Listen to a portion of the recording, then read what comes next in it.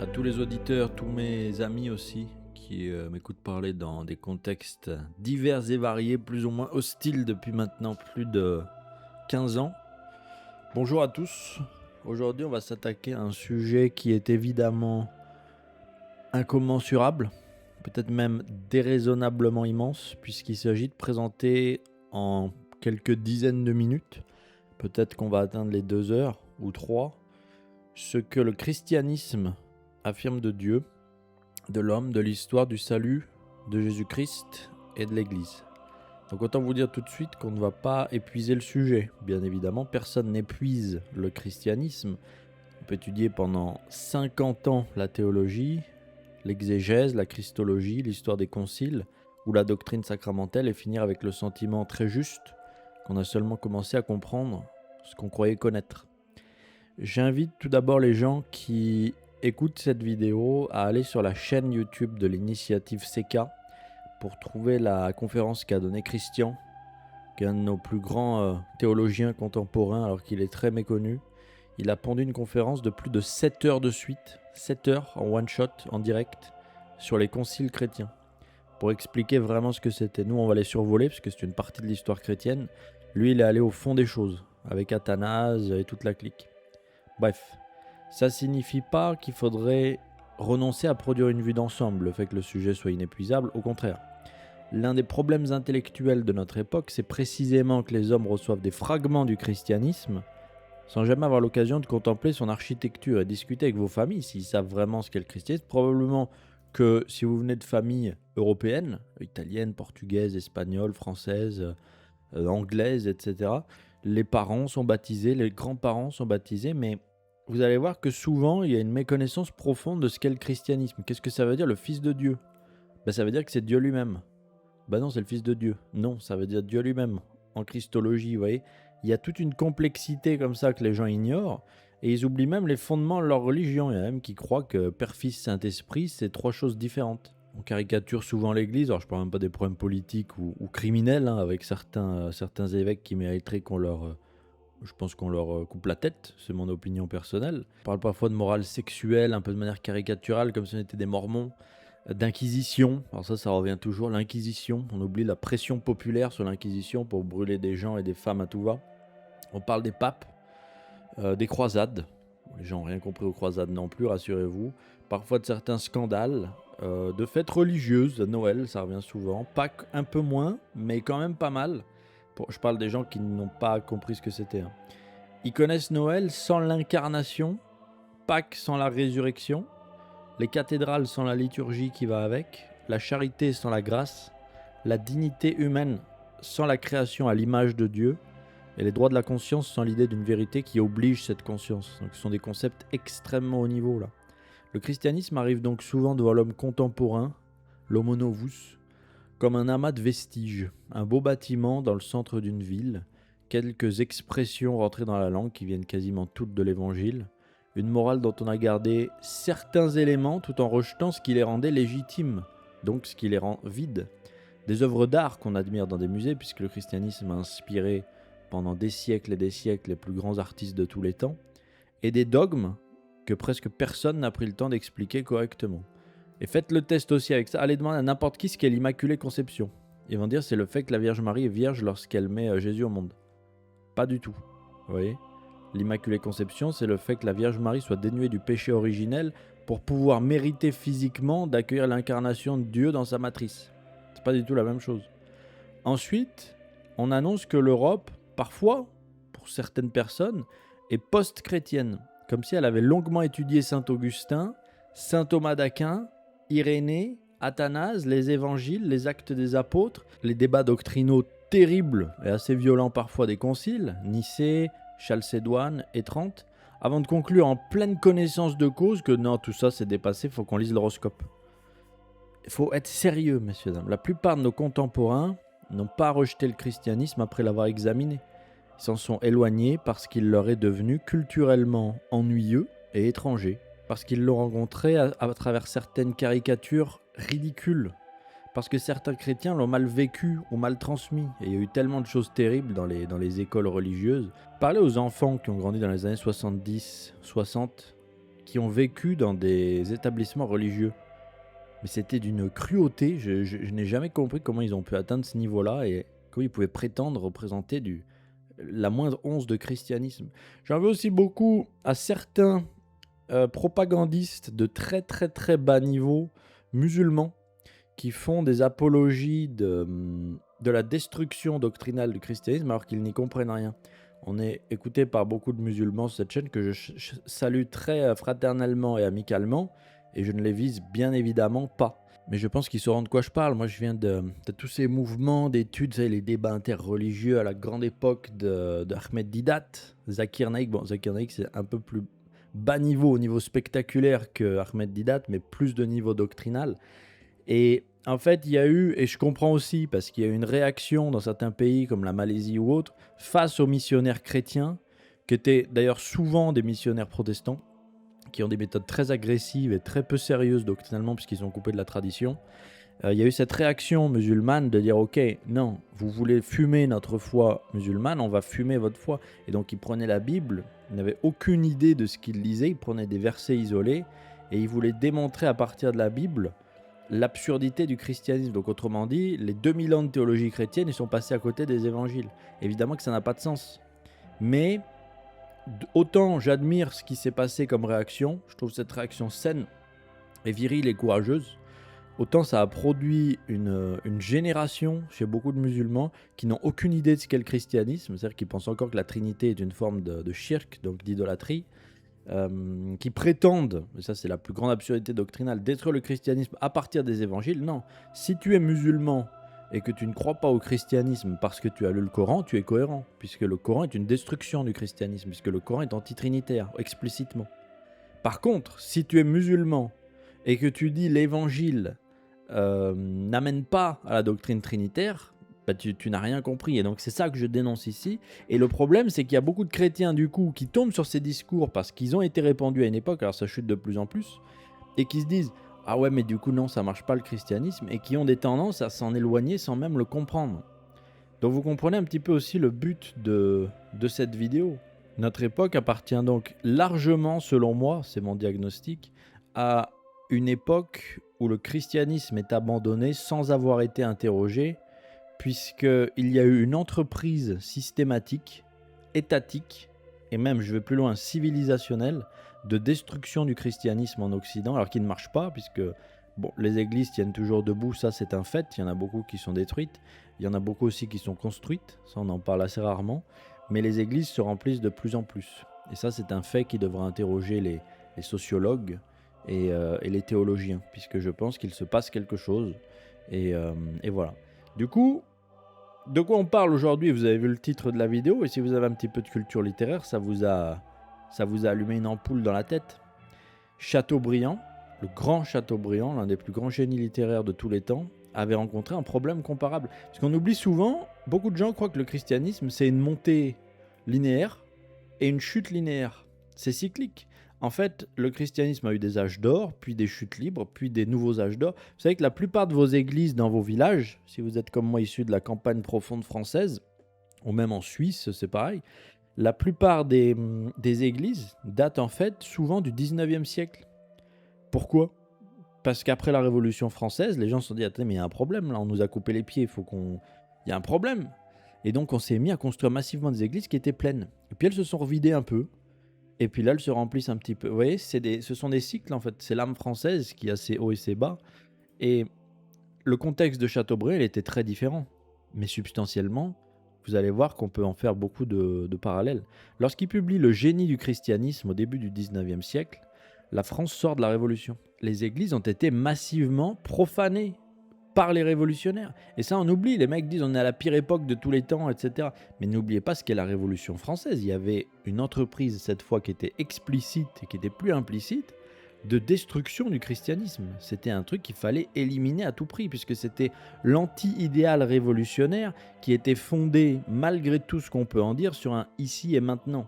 Le christianisme, c'est tout plus tard, même si en fait le plus tard est censé entraîner la correction du maintenant, si vous avez écouté ma vidéo Réparer le monde.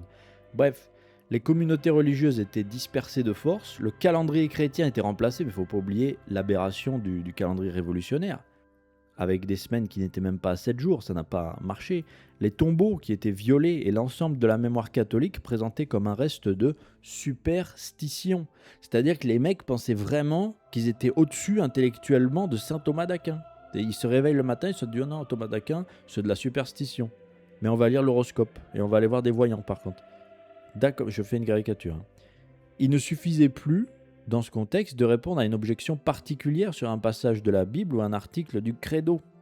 Il fallait rendre le christianisme de nouveau visible dans sa totalité. Il fallait montrer ses mystères, ses sacrements, sa poésie, ses temples, ses tombeaux, ses saints. On a une religion des saints, les gars. Ses œuvres sociales, sa morale et sa manière singulière d'habiter le monde. Chateaubriand comprend une chose fondamentale. L'homme n'est pas une intelligence désincarnée à laquelle il suffirait de soumettre un syllogisme impeccable pour obtenir une adhésion. L'homme cherche le vrai, mais il cherche aussi le beau, le bien, l'amour, le pardon, la justice, l'unité entre le corps et l'âme et une espérance qui ne s'effondre pas devant la mort. Une religion qui prétend parler à l'homme doit parler à tout l'homme, tous ses niveaux d'être, du corps jusqu'à l'âme. Vous voyez ? Le geste de Chateaubriand, il est donc magnifique. Il ne présente pas seulement le christianisme comme un ensemble de propositions vraies, il montre qu'il a produit une civilisation, des œuvres, une liturgie et un imaginaire. Il rappelle la beauté des fêtes, le silence des monastères, l'austérité des monastères, la grandeur des missions, la puissance poétique des écritures, le chant des cloches, la noblesse des funérailles chrétiennes et l'attention de l'Église pour les pauvres, les malades, les enfants et les mourants, et ça personne ne le niera. Il montre qu'une doctrine produit une certaine manière de regarder le temps, le corps, le travail, l'amour et la mort. Mais son entreprise comporte une limite qu'il faut reconnaître précisément afin de la prolonger. On ne peut pas dire le christianisme est beau, donc il est vrai. Chateaubriand est un littéraire, c'est un grand poète, c'est un esthète. Une fiction peut être belle, une mythologie peut être profondément émouvante, lisez l'Odyssée d'Homère. Une religion peut produire des temples admirables, sans que toutes ces affirmations historiques ou métaphysiques soient vraies. La beauté attire, elle éveille, elle rend visible une cohérence et peut disposer l'intelligence à considérer ce qu'elle méprisait. Mais elle ne suffit pas à établir la vérité. Chateaubriand, quand il écrit Génie du christianisme, il faut savoir qu'à la base, il était athée, entre guillemets, c'était un chrétien de tradition, on va dire, mais il ne croyait pas. Et un jour, il s'effondre, c'est ce qu'il écrit au début du livre, il s'effondre en larmes, et il dit « j'ai cru ». Je vous passe le contexte, mais c'est assez émouvant de lire ça. Nous, on va prendre le geste de Chateaubriand et on va aller plus loin, parce que vous savez que je ne me crois pas au-dessus des mecs qui écrivent les livres que je commente, rassurez-vous. Cependant, je veux toujours aller plus loin. On n'est pas là pour faire des résumés de lecture. Il y a des IA qui font ça très bien. Je vous invite à aller voir Notebook LM. Vous mettez n'importe quel PDF, vous avez des résumés super bien. On n'est pas là pour ça. Sinon, les vidéos n'auraient aucun intérêt. On est là pour aller plus loin et inscrire ce qu'on lit dans la doctrine que je constitue ici, qui est une doctrine de tentative minable, misérable et à tout petit niveau, bien évidemment, de réparation de l'Occident. Donc on va partir de la beauté qui attire, mais nous devrons avancer vers la vérité qui sauve. On passera de l'esthétique à la métaphysique, du sentiment, via ce qu'on appelle les sacrements, à l'anthropologie, de l'anthropologie à l'histoire, de l'histoire à Jésus-Christ, du Christ aux apôtres et des apôtres à l'Église. La thèse que je vais défendre, elle est claire. Le christianisme n'est pas seulement un héritage culturel admirable, ni seulement une morale supérieure, ni seulement une expérience spirituelle parmi d'autres. Il est la réponse historique de Dieu à la quête humaine de la vérité et du salut, et la réponse incarnée de Dieu lui-même à notre erreur à Éden. Cette réponse a son centre en Jésus-Christ, vrai Dieu et vrai homme, mort et ressuscité, et la foi confiée par le Christ aux apôtres demeure dans sa plénitude doctrinale, sacramentelle et apostolique de manière inchangée au sein des églises apostoliques, et particulièrement du coup de l'église catholique. C'est mon entreprise aujourd'hui. Évidemment, une proposition de cette ampleur exige une méthode extrêmement rigoureuse. Qu'est-ce qu'une apologie peut démontrer ? Elle peut établir que la foi chrétienne n'est pas absurde. Elle peut montrer que l'existence de Dieu est philosophiquement intelligible, que l'homme possède une ouverture à la transcendance, que le témoignage apostolique mérite d'être étudié sérieusement et que l'histoire du salut possède une cohérence remarquable. Et vous allez voir à quel point elle est remarquable si vous ne la connaissez pas. Elle peut montrer que la foi trinitaire et christologique ne surgit pas soudainement au IVe siècle. Parce que tu en as encore qui t'expliquent que c'est le concile de Nicée qui crée la divinité du Christ. Non, le concile de Nicée est justement composé d'une majorité écrasante de personnes qui avaient déjà reçu cette croyance et qui justement ont voulu la dogmatiser à ce moment-là. C'est ça la nuance. Et puis, tu en as même qui te disent que Constantin commande ce concile avec sa foi. Mais ne savez-vous pas par qui a été baptisé Constantin? Renseignez-vous un minimum avant de dire des bêtises, s'il vous plaît.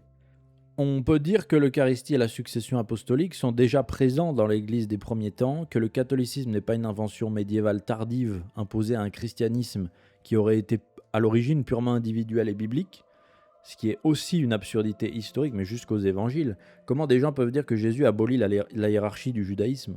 Il instaure une hiérarchie texto.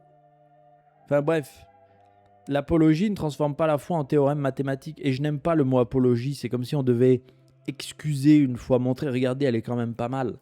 Non, c'est pour ça que la vidéo s'appelle Génie du christianisme, et c'est pour ça que Chateaubriand n'a pas appelé aussi son livre Apologie du christianisme. Il y en a d'autres des apologies.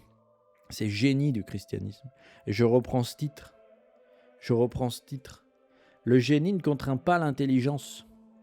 Il ne remplace pas la grâce et ne supprime pas la liberté. Dieu ne devient pas un objet enfermé dans une démonstration humaine. L'acte de foi reste une réponse personnelle de l'intelligence et de la volonté à Dieu qui se révèle. La pensée catholique distingue donc plusieurs niveaux. Il y a d'abord des préambules de la foi, c'est-à-dire des vérités auxquelles la raison peut parvenir, comme l'existence de Dieu, chez Platon, avec l'un, etc. On peut y aboutir par un raisonnement métaphysique. Alors, chez Platon et Aristote, ça fait sens, puisqu'ils n'ont pas reçu la révélation. Quand on lit Spinoza, qui essaie de démontrer métaphysiquement par le Mores Geometrico qu'il y a un principe, ou même mon traité de métaphysique où je fais la même chose avec la même méthode, mais par d'autres moyens, et en arrivant à d'autres conclusions aussi, évidemment, on a déjà reçu la révélation, donc on est un peu biaisé. Mais c'est vrai que pour Platon et Aristote, c'est admirable.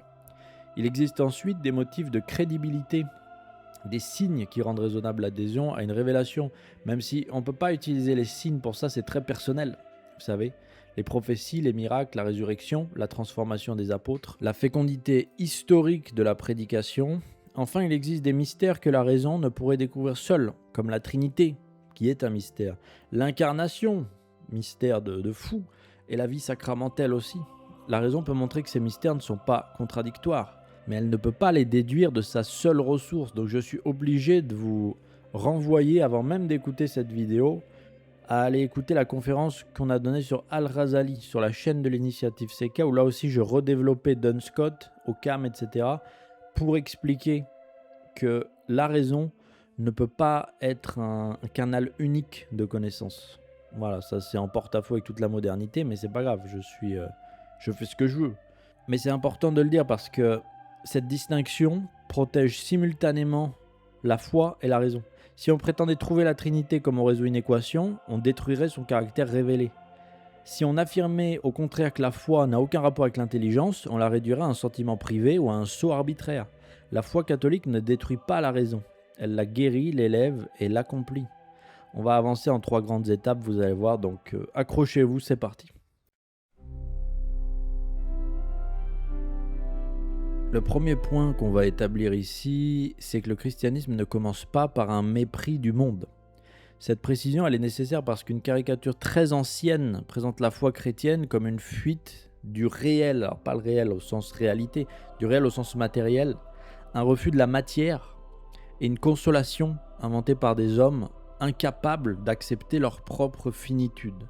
Donc ce serait une invention compensatrice et un peu consolatrice. Vous voyez, selon cette lecture, le chrétien dévaloriserait la terre afin de reporter toutes ses espérances dans un arrière-monde imaginaire. Ce qui n'est pas faux dans le postulat, mais ce qui est absolument faux dans la conséquence, puisque vous allez voir, les premiers mots de la Bible affirment exactement le contraire. Au commencement, Dieu créa le ciel et la terre, Bereshit, etc. Le monde n'est pas une illusion. Il n'est pas une chute de la divinité dans la matière. Je ne parlerai pas des thèses démiurgiques ou de la gnose, etc., qui sont des non-sens doctrinaux au demeurant. Il n'est pas une prison fabriquée par un démiurge inférieur, justement. Il est créé. Ça signifie qu'il est réel, qui dépend d'une cause, qui possède une intelligibilité, donc une capacité à être compris, et qu'il est fondamentalement bon. Le premier chapitre de la Genèse ne doit pas être traité comme un manuel de physique concurrent d'un traité de cosmologie moderne. Je vous l'ai dit, et là je vous renvoie, je suis désolé de faire des renvois, mais tout est interconnecté à la vidéo que j'ai faite sur la Genèse. La Genèse répond à d'autres questions. Le monde est-il divin? Non. Est-il issu d'un chaos absolu qui aurait produit l'ordre par accident sans aucune intelligibilité ultime? Non. La matière est-elle mauvaise? Non. Le soleil et les étoiles sont-ils des dieux qui gouvernent l'existence humaine? Non. Alors ça vous paraît évident aujourd'hui. Mais à l'époque où on écrit la Genèse, où on reçoit la Genèse, c'est pas évident ce que je vous dis là. L'homme est-il un accident sans vocation? Non. Son corps appartient-il à la bonté de la création? Oui. L'univers est-il ordonné à une forme de repos et de communion? Oui. Cette doctrine de la création protège à la fois la transcendance de Dieu, mais aussi, on l'oublie, la valeur de fou du monde. C'est magnifique ce que Dieu a créé. Si le monde était une partie de Dieu, nous ne pourrions plus distinguer la création du Créateur. Tout événement naturel deviendrait immédiatement divin et aucune réalité ne posséderait une autonomie véritable. Mais si Dieu est distinct du monde tout en lui donnant l'être, alors les créatures possèdent une consistance propre. Une pierre est réellement une pierre, un arbre possède une nature qui lui est propre, le corps humain a ses propres lois. La science peut étudier les causes naturelles sans transformer chaque phénomène en intervention divine particulière. Dieu n'est donc pas un objet situé quelque part dans l'univers.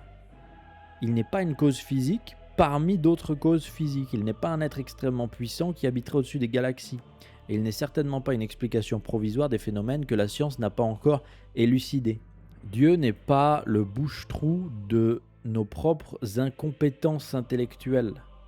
Chaque fois qu'on prétend que Dieu c'est ça, on prépare l'athéisme, puisqu'il suffit ensuite qu'une explication scientifique apparaisse pour faire reculer la place qu'on lui avait artificiellement réservée. C'est ça le problème de ce que j'appelle le scientisme religieux. C'est des mecs qui prennent la Bible ou le Coran ou je sais pas quoi, et qui disent, bah regardez, la Bible démontre ce phénomène scientifique qu'on vient d'établir. Puis après, 2 siècles après, t'as les mecs qui disent, ah mais en fait on s'est trompé, c'était pas ça ce que la science disait. Ah mince, bah en fait la Bible disait pas ça non plus.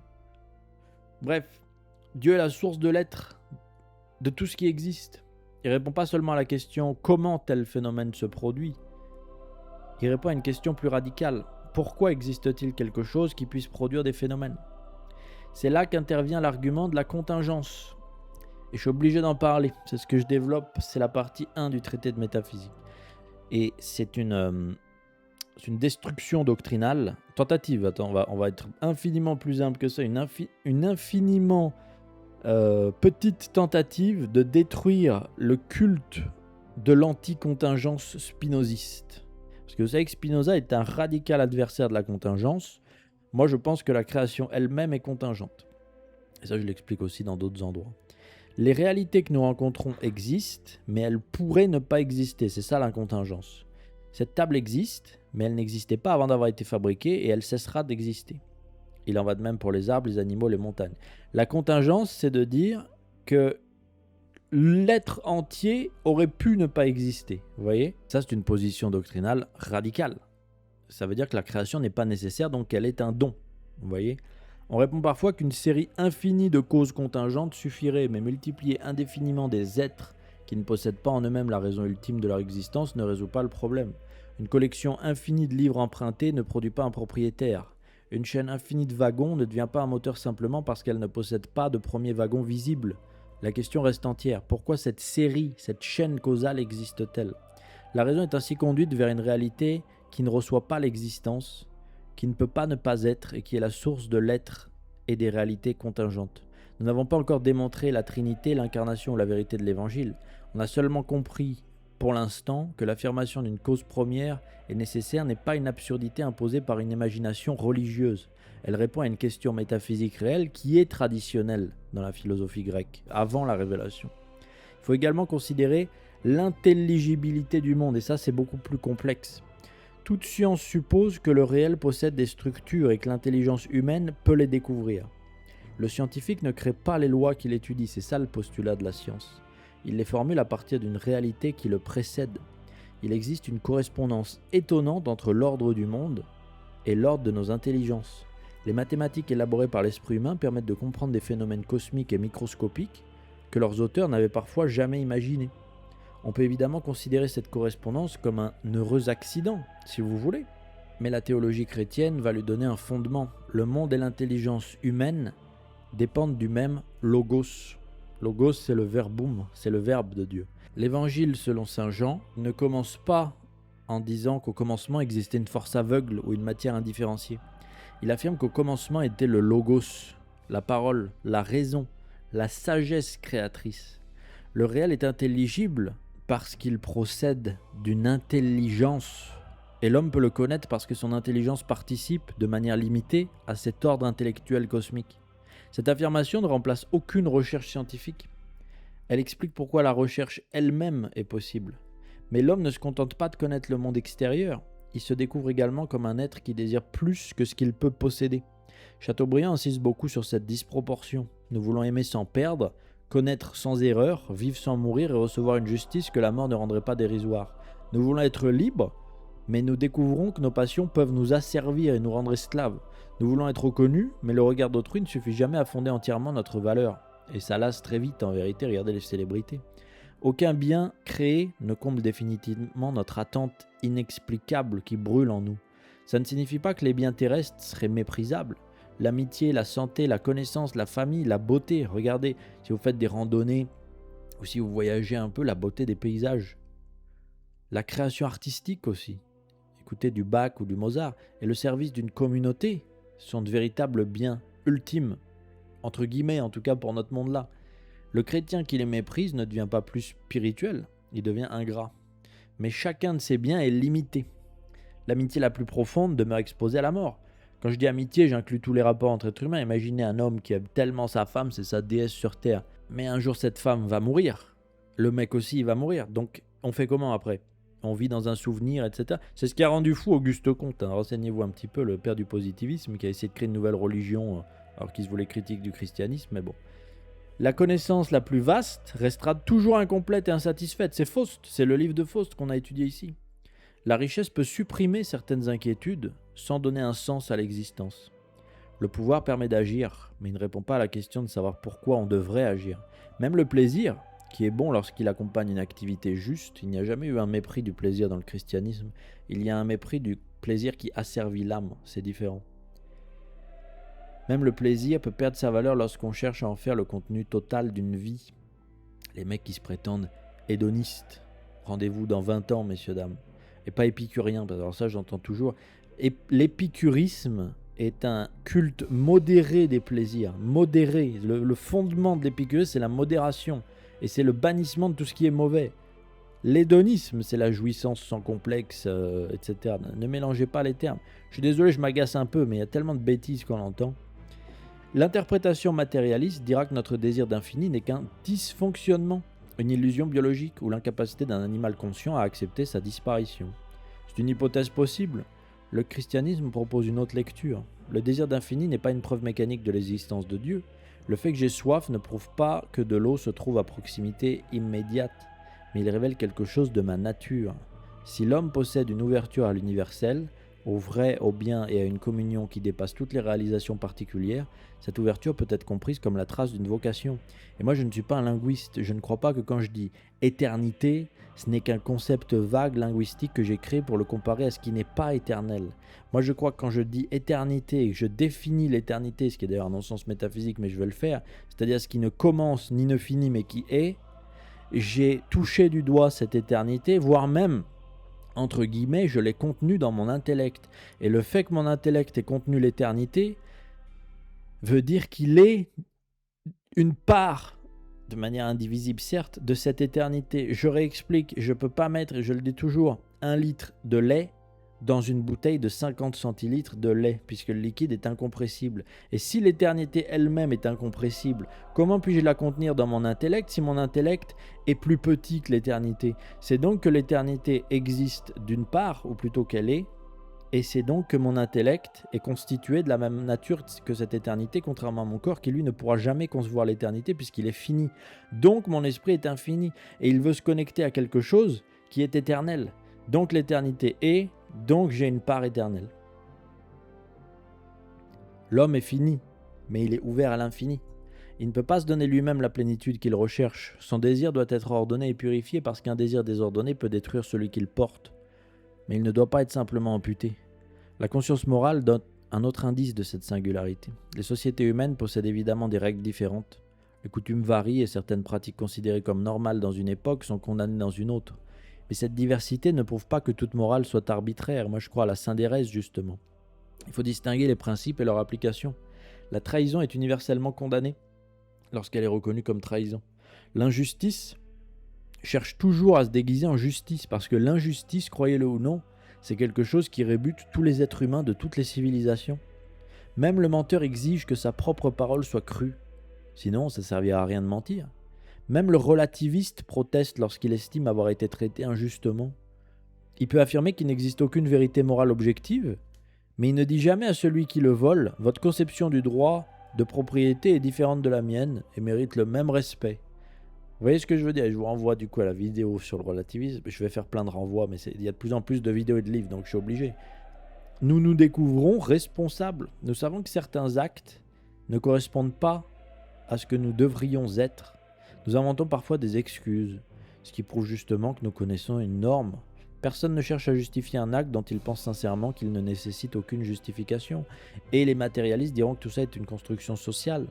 Mais comment expliquer cette universalité d'une construction sociale circonstanciée? La conscience ne nous donne pas toujours une réponse immédiate et infaillible. Elle doit être formée. Elle peut être obscurcie par l'intérêt, l'habitude et la passion.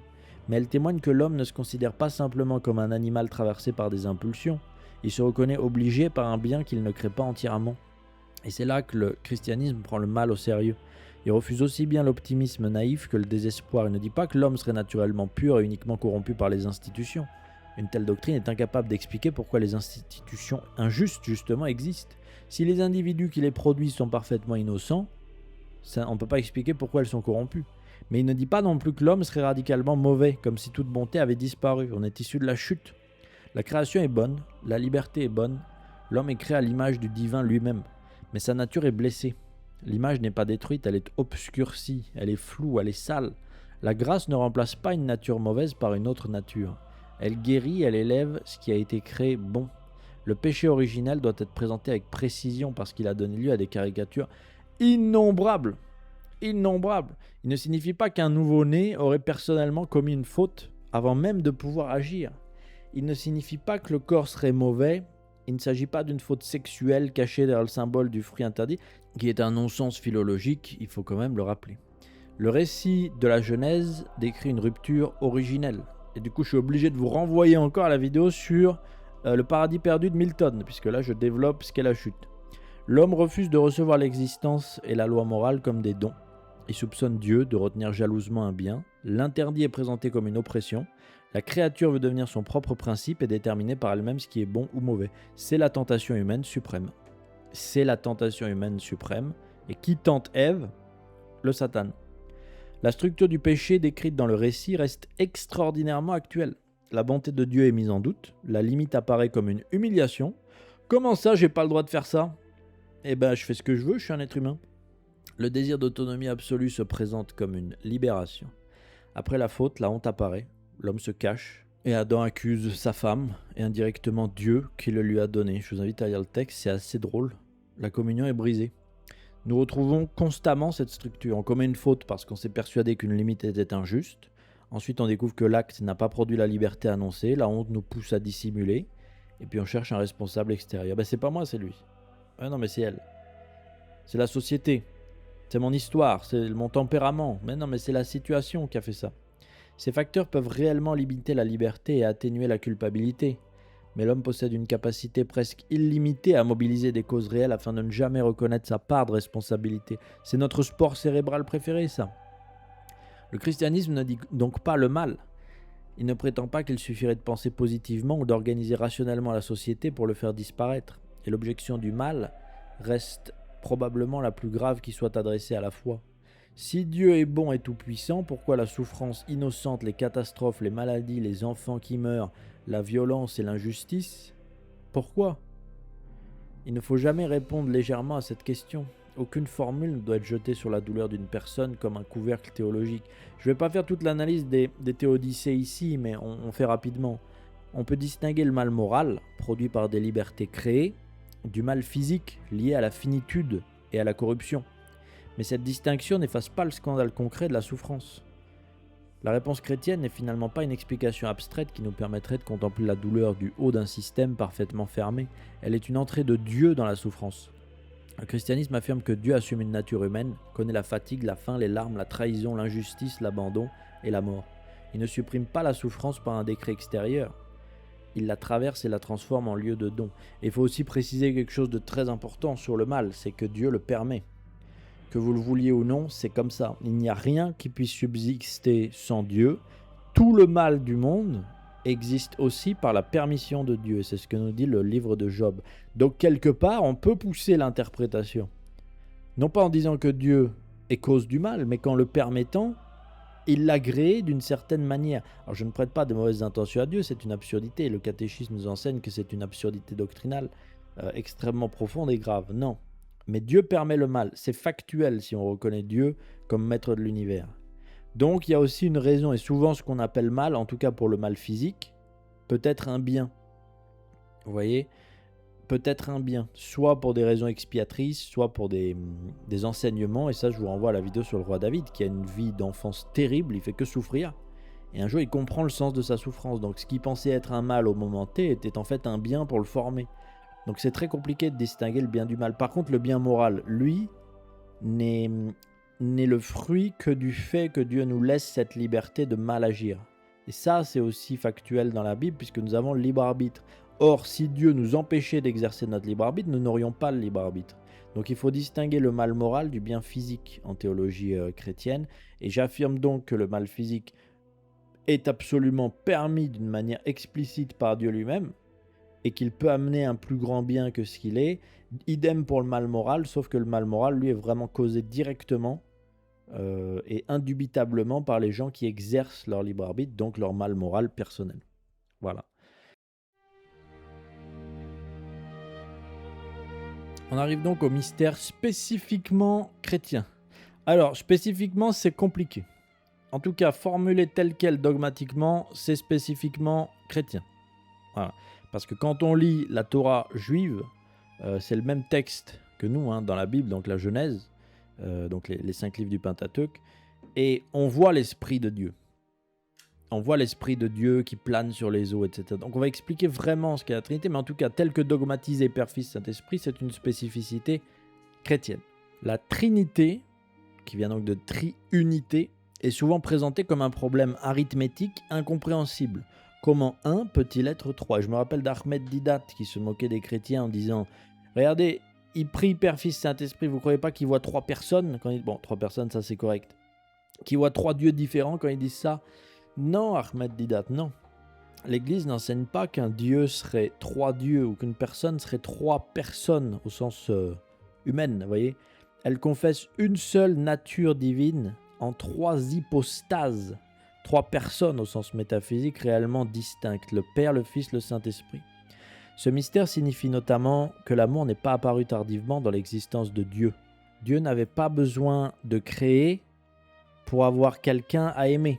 En Dieu existe éternellement le don, la réception et la communion. L'unité divine n'est pas une solitude. La distinction des 3 personnes ne détruit pas cette unité. Et donc là, je vais me lancer dans une entreprise de vous démontrer que la Trinité est explicitement présente dans la Bible.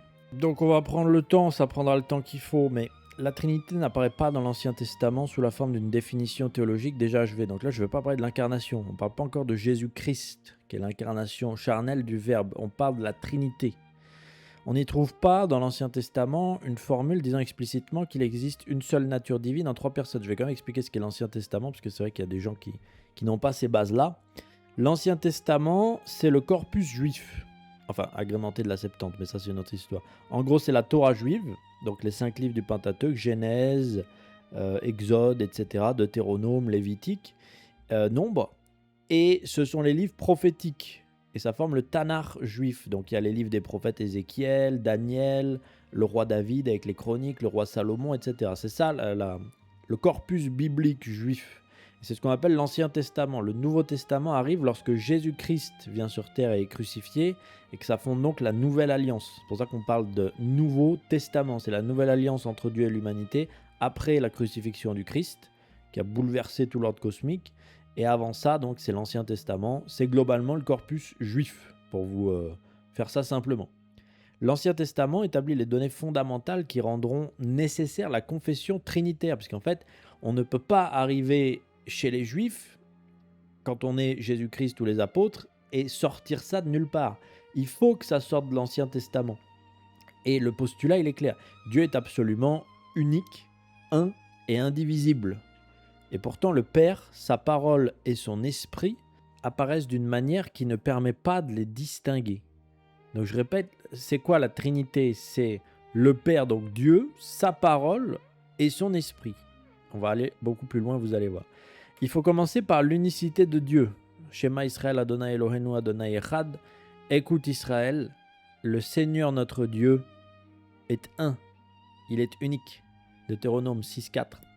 Cette affirmation demeure la base de toute la révélation biblique. C'est ce qu'on appelle le Shema Israël. C'est ce que les Juifs disent pour affirmer leur foi ou avant de mourir ou des trucs comme ça. La foi trinitaire ne consiste donc pas à introduire trois dieux dans la foi d'Israël. Quiconque dit ça est un menteur, un escroc ou quelqu'un qui n'a rien compris, que ce soit clair. La foi trinitaire cherche au contraire à comprendre comment le Dieu unique se révèle lui-même selon ses distinctions réelles que le texte sacré nous interdit d'effacer. L'un des témoignages les plus saisissants se trouve dans le récit concernant l'ange du Seigneur, tout au long de l'Ancien Testament. Le mot ange signifie d'abord envoyé au messager, c'est malach, c'est les malachim. Et ça peut être un humain d'ailleurs au demeurant, puisqu'il y a des gens dans la Bible qui sont des malachim, donc des messagers qui sont des humains, c'est comme des ministres. Ça ne veut pas forcément dire ange, mais en tout cas, quand on voit l'ange du Seigneur, donc l'envoyé du Seigneur, c'est assez clair, on ne parle pas d'un humain. Il ne désigne donc pas nécessairement la nature de celui qui est envoyé, mais sa mission. Or cet ange parle comme Dieu, porte le nom de Dieu, accomplit les œuvres de Dieu et reçoit la reconnaissance due à Dieu tout en étant envoyé par Dieu. Lorsque Agar, donc la mère d'Ismaël, le père de toute la nation arabe, rencontre l'ange du Seigneur dans le désert, celui-ci lui promet « Je multiplierai tellement ta descendance qu'on ne pourra la compter ». Un ange créé pourrait transmettre une promesse divine, mais il ne dirait pas de sa propre autorité « Je multiplierai ta descendance ». Il parle au nom de « Je ». Le récit ajoute que Agar donna au Seigneur qui lui avait parlé ce nom « Tu es le Dieu qui me voit ». Celui que le texte avait appelé l'ange du Seigneur est donc reconnu comme le Seigneur lui-même. Ça c'est textuel, messieurs, dames. La même réalité apparaît avec Abraham. Au moment du sacrifice d'Yitzhak, avec la Hakeda d'Yitzhak, donc Isaac, excusez-moi, l'ange du Seigneur déclare « Tu ne m'as pas refusé ton fils, ton unique ». Genèse 22.12. Abraham offrait pourtant Isaac à Dieu. L'ange ne dit pas « Tu ne l'as pas refusé à Dieu », mais « Tu ne me l'as pas refusé ». Quelques versets plus loin, il jure par lui-même et promet de bénir toutes les nations. Or, l'Écriture présente le serment par soi-même comme une prérogative divine. Nous, on jure par Dieu. Il ne faut pas en abuser, n'oubliez pas ce que dit Jésus-Christ. Mais Dieu, il jure par lui-même. Il ne va pas jurer par un autre Dieu, ça n'a pas de sens. Puisque Dieu ne peut jurer par quelqu'un de plus grand que lui. Le buisson ardent rend cette distinction plus manifeste encore. Le récit commence ainsi. L'ange du Seigneur lui apparut dans une flamme de feu du milieu d'un buisson. Exode 3.2. Mais lorsque Moïse s'approche, le texte poursuit. Dieu l'appela du milieu du buisson. Exode 3.4. Celui qui apparaît est l'ange du Seigneur, mais celui qui parle est Dieu. Il déclare « Je suis le Dieu de ton père, le Dieu d'Abraham, le Dieu d'Isaac et le Dieu de Jacob ». Moïse se voile alors le visage car il craint de regarder Dieu. On ne peut donc pas réduire cet ange à un simple malach, messager créé. Il est distinct de celui qui l'envoie, puisqu'il est son ange, mais il ne peut pas être séparé de Dieu puisqu'il porte son nom et se révèle comme le Dieu des patriarches. Nous rencontrons déjà une distinction personnelle au sein de l'identité divine qui est unique. Encore une fois, tout ça est textuel, messieurs, dames. Cette distinction devient explicite dans la prophétie de Zacharie.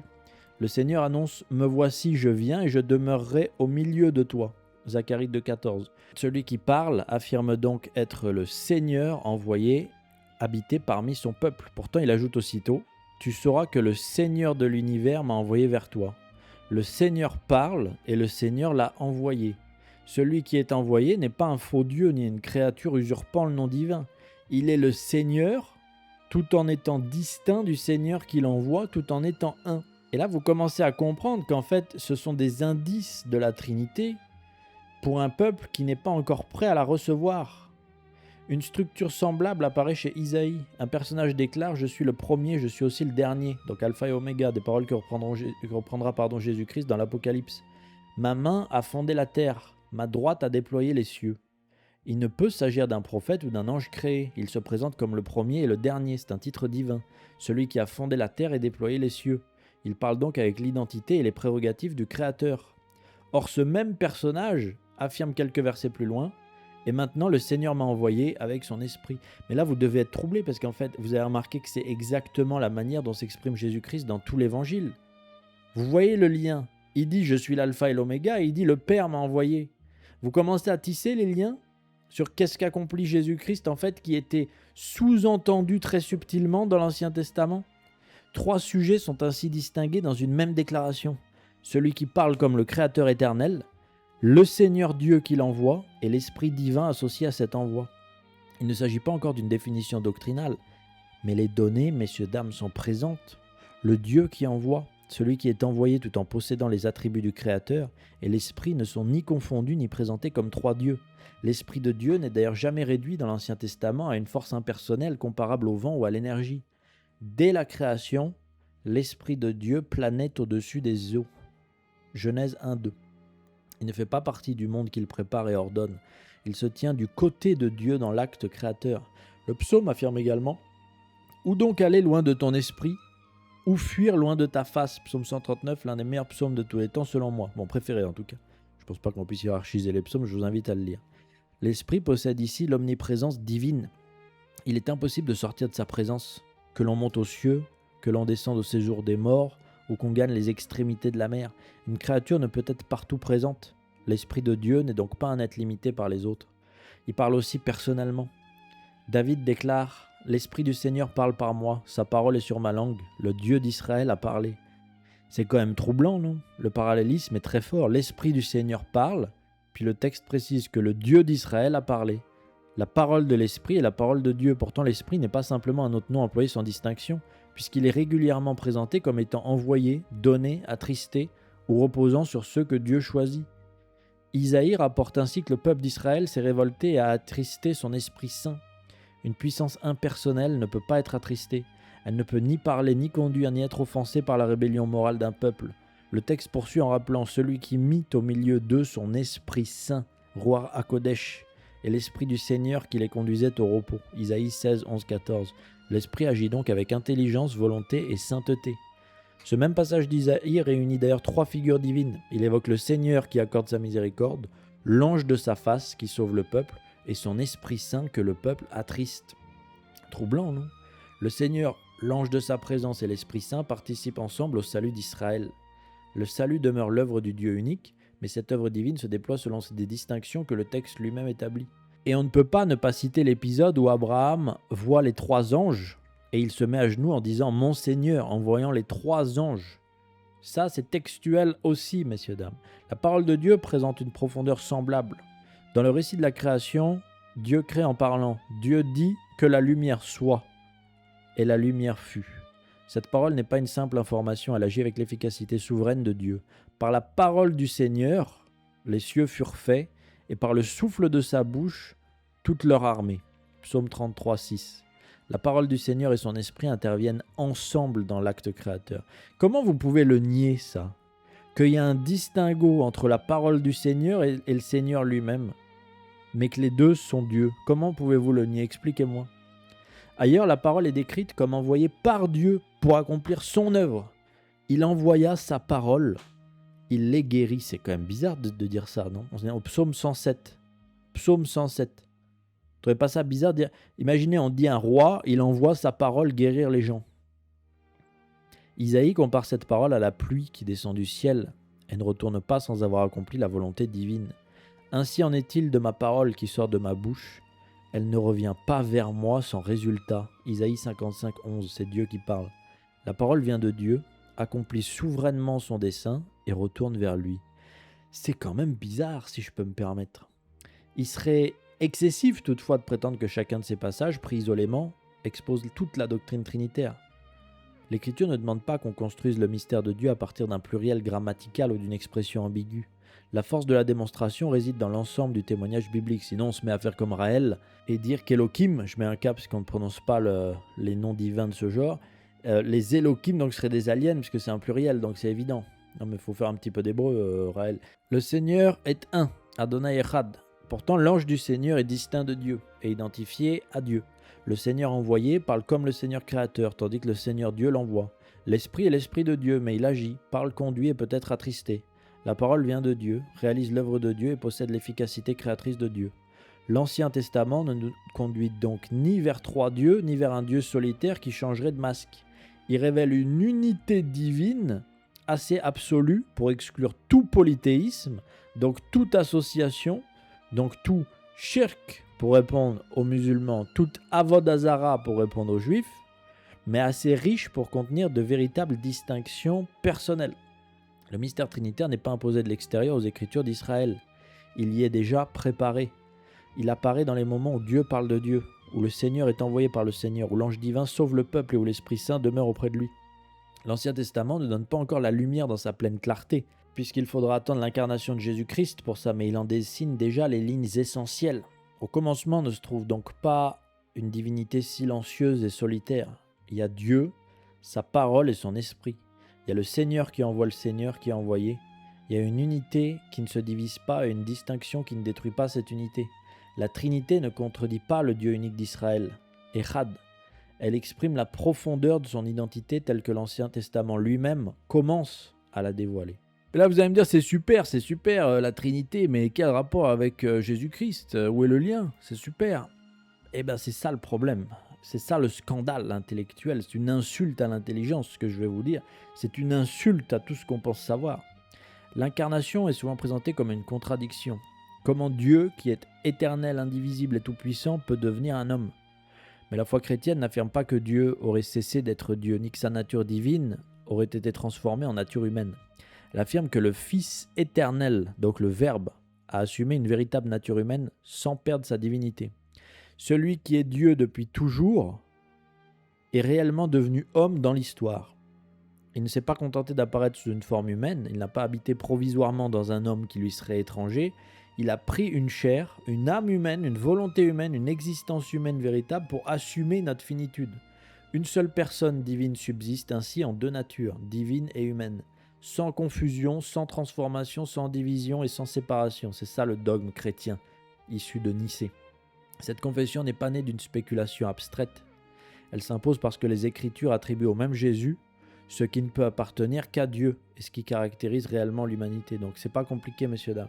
Si on reconnaît les évangiles comme textes sacrés, Jésus-Christ est Dieu tout-puissant en personne. Et je vais le démontrer.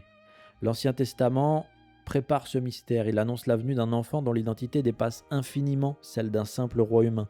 Un enfant nous est né, un fils nous a été donné, l'autorité est sur son épaule, on proclame son nom, conseiller merveilleux, Dieu fort, Père à jamais, prince de la paix. Isaïe 9,5. Le texte ne dit pas seulement que cet enfant sera béni par Dieu ou qu'il représentera Dieu. Il l'appelle Dieu fort. Or, cette expression désigne ailleurs le Seigneur lui-même. Celui qui naît comme un enfant porte donc un nom divin, déjà. Il entre dans le temps, mais il ne commence pas simplement à exister dans le temps. Le prophète Michée annonce de même qu'un chef sortira de Bethléem, alors que ses origines remontent au temps ancien, au jour de l'éternité. Michée 5,1. Il possède une origine historique, il sortira de Bethléem, mais son existence dépasse sa naissance. Ses origines sont anciennes, elles sont éternelles. Le Messie attendu appartient donc à l'histoire humaine, sans être enfermé dans cette histoire. Isaïe annonce encore « Voici que la Vierge est enceinte, elle enfantera un fils qu'elle appellera Emmanuel » Isaïe 7,14. Et vous savez qu'il y a débat aujourd'hui sur le fait que les Juifs auraient changé le mot Vierge pour dire non, c'est juste une jeune fille. Mais est-ce que le mot jeune fille ne renvoie pas à la virginité aussi directement? Donc il y a un débat sur l'étymologie de la Vierge enceinte, sachez-le. Le nom Emmanuel signifie Dieu avec nous, comme Emmanuel Macron. Donc ça, c'est une blague. La promesse ne concerne pas seulement une aide envoyée par Dieu, elle atteint son accomplissement lorsque Dieu lui-même vient demeurer avec son peuple. Emmanuel. Le même prophète prépare le chemin de celui qui vient.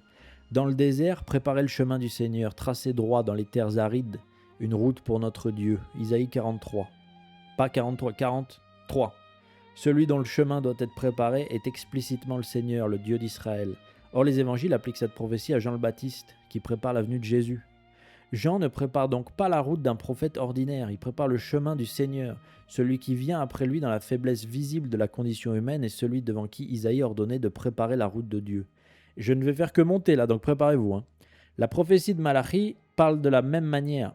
Soudain viendra dans son temple le Seigneur que vous cherchez, le messager de l'alliance que vous désirez, le voici qui vient. Malachie 3.1. Le temple appartient au Seigneur. Pourtant, le Seigneur lui-même doit venir dans son temple. La venue messianique est ainsi présentée comme la visitation de Dieu lui-même au milieu de son peuple. Lorsque le Nouveau Testament commence, il ne présente donc pas l'incarnation comme une idée entièrement nouvelle. Il annonce l'accomplissement de cette attente. Dieu vient, le Seigneur visite son peuple et le roi promis entre dans l'histoire humaine. Saint Jean va exprimer ce mystère avec une force particulière lorsque vous ouvrez l'Évangile. Au commencement était le Verbe, et le Verbe était auprès de Dieu, et le Verbe était Dieu. Vous voyez déjà que Saint Jean connaît l'Ancien Testament et qu'il nous révèle ce qu'il fallait y comprendre. Vous voyez ce que je veux dire? Le Verbe ne commence pas avec la création, il est là au commencement. Il est distinct de Dieu, puisqu'il est auprès de Dieu, mais il possède pleinement la nature divine, puisque le Verbe est Dieu. Jean ajoute « Tout fut par lui, et sans lui rien ne fut ». Le Verbe ne fait donc pas partie des choses créées. Tout ce qui appartient à la création est venu à l'existence par lui, il se tient du côté du Créateur. Puis vient l'affirmation centrale, et le Verbe s'est fait chair. Il a habité parmi nous. Le texte ne dit pas que le Verbe a cessé d'être Dieu pour être transformé en chair. Il ne dit pas non plus qu'il a seulement revêtu une apparence humaine. Le Verbe éternel qui est Dieu, est pleinement Dieu et par qui toutes choses furent créées, est véritablement entré dans la condition humaine. Il a planté sa demeure parmi nous. Celui qui a créé la chair a pris chair. Celui par qui le temps existe est entré dans le temps. Celui que les cieux ne peuvent contenir a accepté d'être porté dans le sein d'une femme. Celui qui soutient l'univers a été porté dans les bras de sa mère, la Théotokos, la mère de Dieu, la Vierge Marie. Saint Paul décrit le même mouvement. Le Christ, je cite, « ayant la condition de Dieu, ne retint pas jalousement le rang qui l'égalait à Dieu, mais il s'est anéanti, écoutez bien, il s'est anéanti, prenant la condition de serviteur, devenant semblable aux hommes. » Cet anéantissement ne signifie pas qu'il aurait abandonné sa divinité. On ne cesse pas d'être Dieu. Le Fils s'abaisse non pas en perdant ce qu'il est, mais en assumant ce qu'il n'était pas. Il demeure dans la condition divine et prend la condition de serviteur. Son humiliation consiste dans l'addition de la faiblesse humaine, non dans la soustraction de la divinité. C'est pourquoi Paul peut affirmer « En lui, dans son propre corps, habite toute la plénitude de la divinité, non pas une partie de la puissance divine, non pas une présence symbolique qui renvoie à une image, non pas une simple faveur accordée à un homme exceptionnel. Toute la plénitude de la divinité demeure corporellement en lui. » Je sais que c'est scandaleux, messieurs, dames, je sais. L'incarnation implique donc une véritable humanité. Jésus naît d'une femme. Il grandit, il connaît la faim, la soif, la fatigue, la peur. Il dort dans une barque. Il pleure devant le tombeau de Lazare. Il pleure devant Jérusalem quand il comprend que les Juifs vont le rejeter. Il éprouve la tristesse et l'angoisse. Il souffre et il meurt. Ces réalités ne sont pas des illusions. Le Fils de Dieu n'a pas simulé notre condition. Puisque les enfants des hommes ont en commun le sang et la chair, Jésus a partagé lui aussi pareille condition. Épître aux Hébreux 2, 14. Il devait se rendre en tout semblable à ses frères. Hébreux 2, 17. À l'exception du péché. S'il n'avait qu'une apparence humaine, il ne pourrait pas véritablement nous représenter. S'il ne possédait pas une intelligence et une volonté humaine, il n'aurait pas assumé toute notre humanité. Ce qui n'est pas assumé n'est pas guéri. Le salut exige donc que le Fils partage réellement notre nature intégrale. Et là, ça va décoller, messieurs, dames, donc accrochez-vous, parce que cette humanité véritable n'efface jamais son identité divine. Et en fait, quand on lit le Nouveau Testament, avec la connaissance de l'Ancien Testament. Et c'est pour ça que j'ai toujours dit qu'il faut connaître la théologie juive pour comprendre ce qu'est Jésus-Christ. C'est un juif, on ne fait pas plus juif que Jésus-Christ. Donc si vous êtes antisémite, posez-vous quand même des questions, messieurs, dames. Cette humanité n'efface pas son identité divine. Jésus pardonne les péchés de sa propre autorité, pas au nom de Dieu, de sa propre autorité, puisqu'il est Dieu. Devant le paralysé, il ne demande pas simplement à Dieu de pardonner. Il déclare « Mon enfant, tes péchés sont pardonnés. » Les scribes comprennent immédiatement l'enjeu. Regardez le contexte. Qui donc peut pardonner les péchés sinon Dieu seul? Jésus leur répondra par un contre-piège. Le principe est juste. Le péché est d'abord une offense contre Dieu, donc Dieu seul peut souverainement le remettre. Jésus ne nie pas cette prérogative divine. Il accomplit devant eux un miracle afin qu'ils sachent que le Fils de l'homme possède sur la terre le pouvoir de pardonner les péchés. Il exerce donc dans son humanité visible une autorité qui appartient à Dieu. On pourrait dire il délègue, oui, mais pas si on prend tout le corpus biblique. On peut dire oui, mais là Dieu lui a donné le pouvoir de pardonner les péchés, oui, mais on ne peut pas lire un verset isolé, il faut lire tout le corpus biblique. Il commande également aux forces de la nature. Lorsque la tempête menace la barque, Jésus menace le vent et ordonne à la mer « Silence, tais-toi ». Le vent tombe et un grand calme se fait. Là, on pourrait se dire, Dieu lui a délégué le pouvoir sur la nature.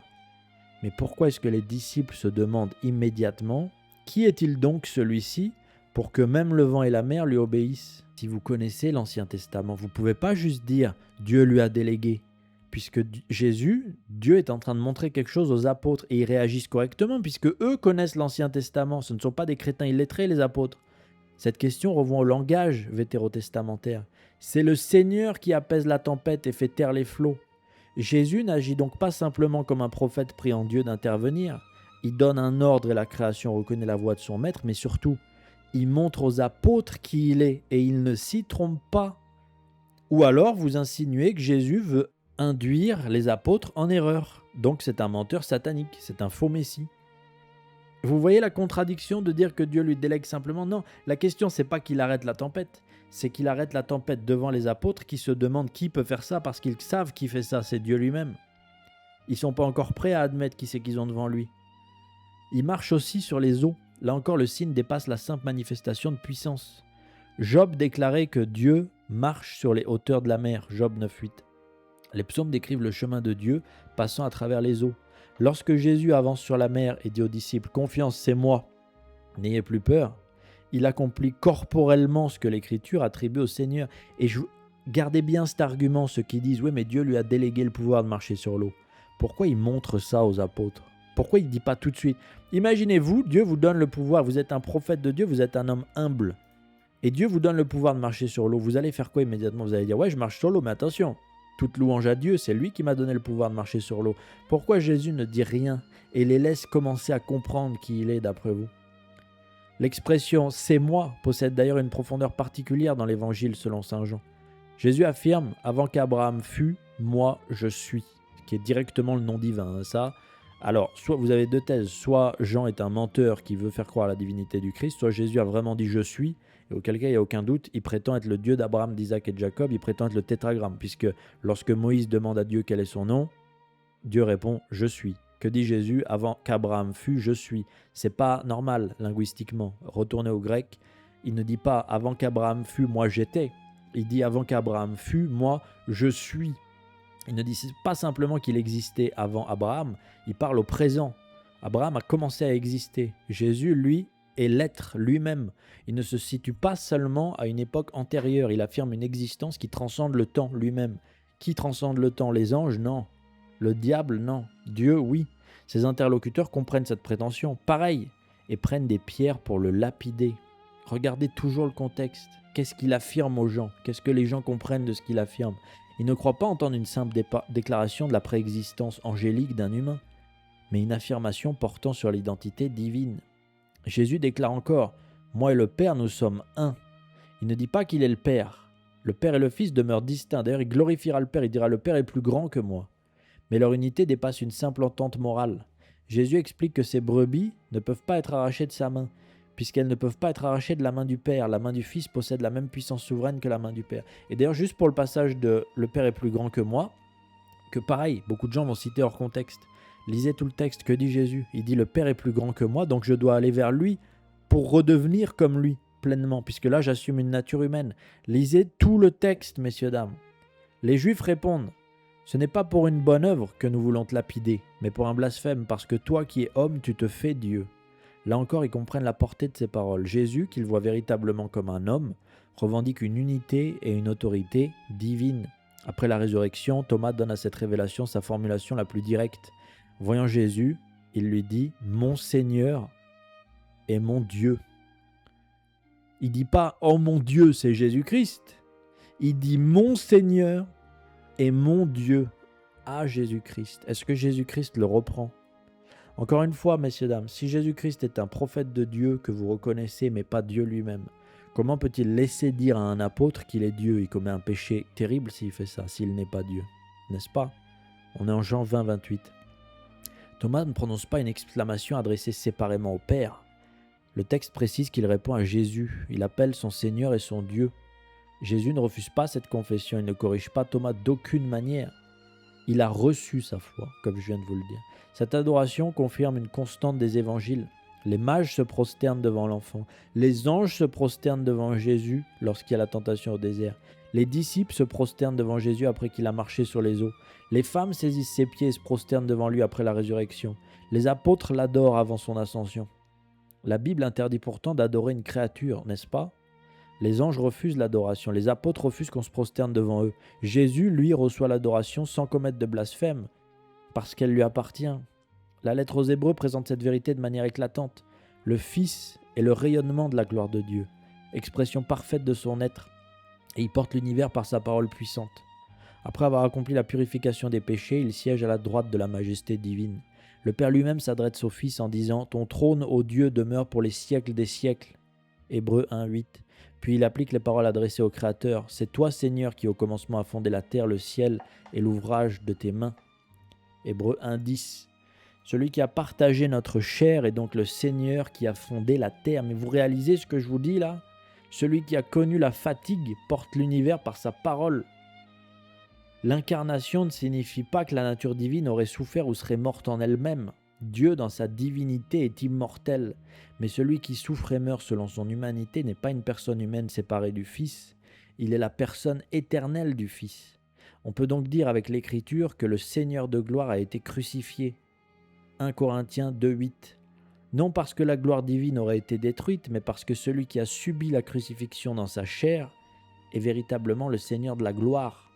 Saint Paul peut même parler de l'Église de Dieu qu'il s'est acquise par son propre sang. Dieu en tant que Dieu n'a ni chair ni sang, mais le Fils de Dieu a assumé une nature humaine capable de verser son sang. Ce sang peut donc être appelé le sang de Dieu, le sang divin. Non parce que le sang serait divin par nature, mais parce qu'il appartient à la personne divine incarnée. C'est là toute la force de ce mystère. Celui qui naît est éternel, celui qui apprend à parler est la parole, par qui les mondes furent créés. Celui qui a faim donne la nourriture à toute créature.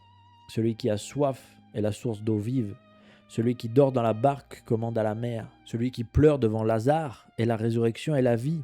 Celui qui meurt sur la croix est le Seigneur de la gloire. Il meurt comme un esclave, la pire des morts. C'est le Seigneur de gloire. Les deux séries d'affirmations ne doivent jamais être opposées. Dire que Jésus est Dieu ne rend pas son humanité irréelle. Dire qu'il est homme ne diminue pas sa divinité. Il ne faut ni mélanger les deux natures, ni diviser la personne du Christ. Le Christ n'est pas moitié Dieu, moitié homme. Il est pleinement Dieu et pleinement homme. 100% Dieu, 100% homme. Pour prendre la blague des inconnus. Sa divinité n'est pas réduite par son humanité, et son humanité n'est pas absorbée par sa divinité. C'est précisément parce qu'il est homme qu'il peut obéir en notre nom, souffrir, mourir, représenter l'humanité. Mais c'est parce qu'il est Dieu que son œuvre possède une valeur universelle, que sa victoire sur la mort est définitive, et qu'il peut donner la vie éternelle.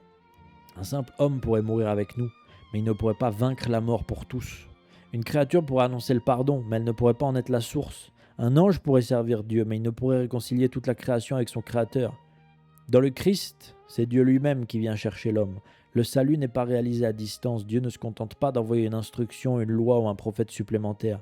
Le berger vient chercher ses brebis. Le Père vient chercher ses enfants. Le roi entre dans son royaume. Le Créateur pénètre sa création sans cesser de la transcender. L'incarnation révèle ainsi la profondeur de l'amour divin, parce qu'il n'a pas fait tout ça pour un intérêt personnel. Dieu ne sauve pas l'humanité en restant étranger à sa condition. Il assume notre pauvreté, notre misère, notre faiblesse et notre mortalité. Il descend jusqu'à ce que le péché avait produit de plus sombre, non pas pour être vaincu par lui, mais pour le vaincre de l'intérieur en se faisant torturer et en assumant sur lui tous les péchés du monde. La crèche et la croix appartiennent donc au même mouvement, et je vous renvoie aux vidéos que j'ai fait sur le sujet. Et vous avez compris que là, on n'est pas du tout resté chez Chateaubriand, parce qu'il ne parle pas de tout ça. Mais il fallait que nous on le fasse aujourd'hui. Il était temps qu'on le fasse aujourd'hui. Vous ne croyez pas ? L'incarnation signifie finalement que Dieu n'a pas sauvé l'humanité de l'extérieur. Il est devenu l'un de nous, afin que par lui, nous puissions revenir à lui. Et là, vous allez me dire, mais c'est super, ok, l'incarnation, Jésus c'est Dieu, super, mais quel rapport avec l'église ? Moi, je fais ce que je veux, je lis les évangiles et c'est fini. Mais vous allez voir qu'en fait, c'est énorme. Vous allez péter un câble.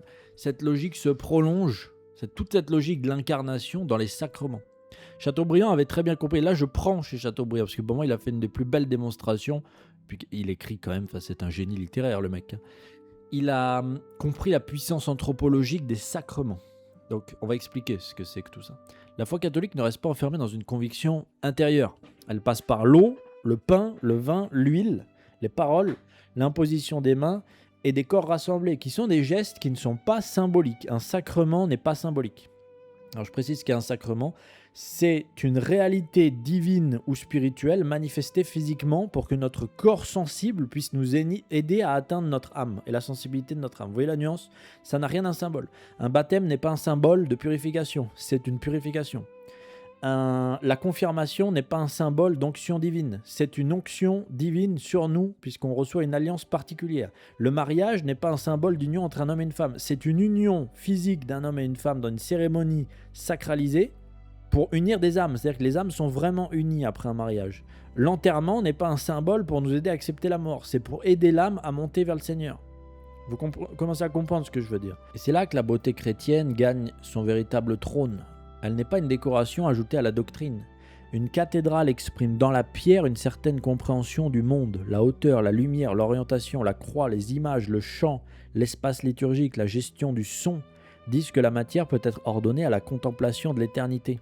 Une icône n'est pas seulement un joli tableau religieux, elle affirme que le visible peut ouvrir vers l'invisible parce que le Verbe s'est fait chair. À partir de là, on peut. La musique sacrée elle-même ne vise pas seulement l'émotion, bien au contraire, elle est très austère pour les non-initiés. Elle forme le temps, la respiration et l'attention d'une assemblée.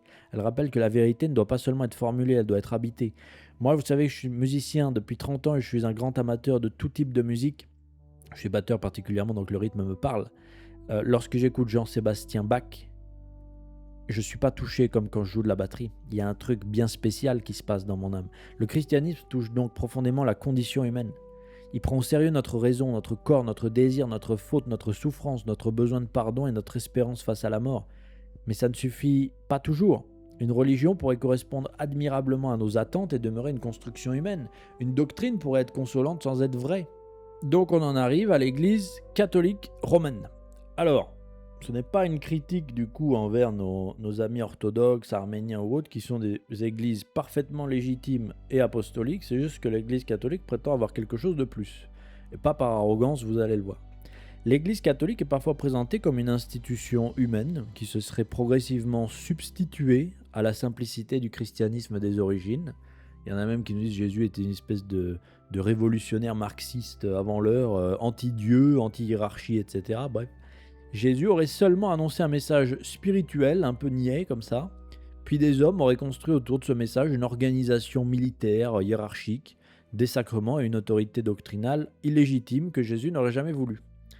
Mais cette lecture ne correspond pas du tout au témoignage du Nouveau Testament et à la tradition historique et apostolique. Le Christ ne s'est pas contenté de laisser derrière lui un ensemble de paroles que chaque croyant devait interpréter isolément. Déjà, comprendre l'évangile, ça nécessite une initiation extrêmement poussée sur ce qu'est la foi juive. C'est un travail théologique extrêmement profond, puisque l'évangile, chaque ligne, c'est une citation de l'Ancien Testament, discrète avec une énigme à résoudre. Il a rassemblé des disciples, choisi 12 apôtres, établi parmi eux une autorité, une hiérarchie, confié des pouvoirs précis, institué des moyens visibles de sanctification, et promis de demeurer avec son Église jusqu'à la fin des temps. Donc si on reconnaît l'évangile, Jésus a promis de demeurer avec son Église jusqu'à la fin des temps. Soit on prend ça au sérieux, soit on ne prend pas ça au sérieux. La question n'est donc pas de savoir si l'Église est composée d'hommes, car les apôtres eux-mêmes étaient des hommes faillibles. Je vous rappelle que Pierre, le chef de tous les apôtres, qui a reçu ce charisme particulier d'autorité sur les apôtres et sur l'Église, a failli 3 fois, et en vérité 4 selon la tradition. La véritable question est de savoir si le Christ a voulu exercer son autorité à travers une communauté visible, structurée et durable. Si tel est le cas, il faut ensuite chercher où cette autorité s'est historiquement poursuivie, vous êtes d'accord ? Est-ce que c'est l'Église catholique ? Est-ce que c'est l'Église protestante, du coup, qui a raison ? Est-ce que ce sont les sédévacantistes, etc. Le christianisme biblique ne commence pas par un livre tombé du ciel, et ça, faut le rappeler, mais par un acte d'autorité du Christ. Les évangiles, c'est pas Jésus qui a dit on met ça à l'écrit et on publie, chez Gallimard, non. C'est une tradition orale, les évangiles. Jésus appelle ceux qu'il veut, les établit pour qu'ils soient avec lui et les envoie prêcher particulièrement. Parmi l'ensemble de ses disciples, il en choisit 12. Il en institua 12 pour qu'ils soient avec lui et pour les envoyer proclamer la bonne nouvelle. La bonne nouvelle, c'est quoi ? C'est l'incarnation de Dieu sur terre et le fait qu'il est mort pour les péchés des gens. C'est ça l'évangile, l'évangélion. Le nombre de 12 n'est pas accidentel. Il renvoie aux 12 tribus d'Israël. Jésus ne rassemble pas seulement quelques prédicateurs indépendants, il constitue le fondement visible du peuple renouvelé de Dieu. Les apôtres ne sont pas de simples croyants plus fervents que les autres, pas du tout. Ils reçoivent une mission et une autorité qui les distingue du reste des disciples. Et il prend des gens quelconques. Alors beaucoup de gens disent les apôtres sont des illettrés, ils sont bêtes, c'est pour ça qu'il les prend.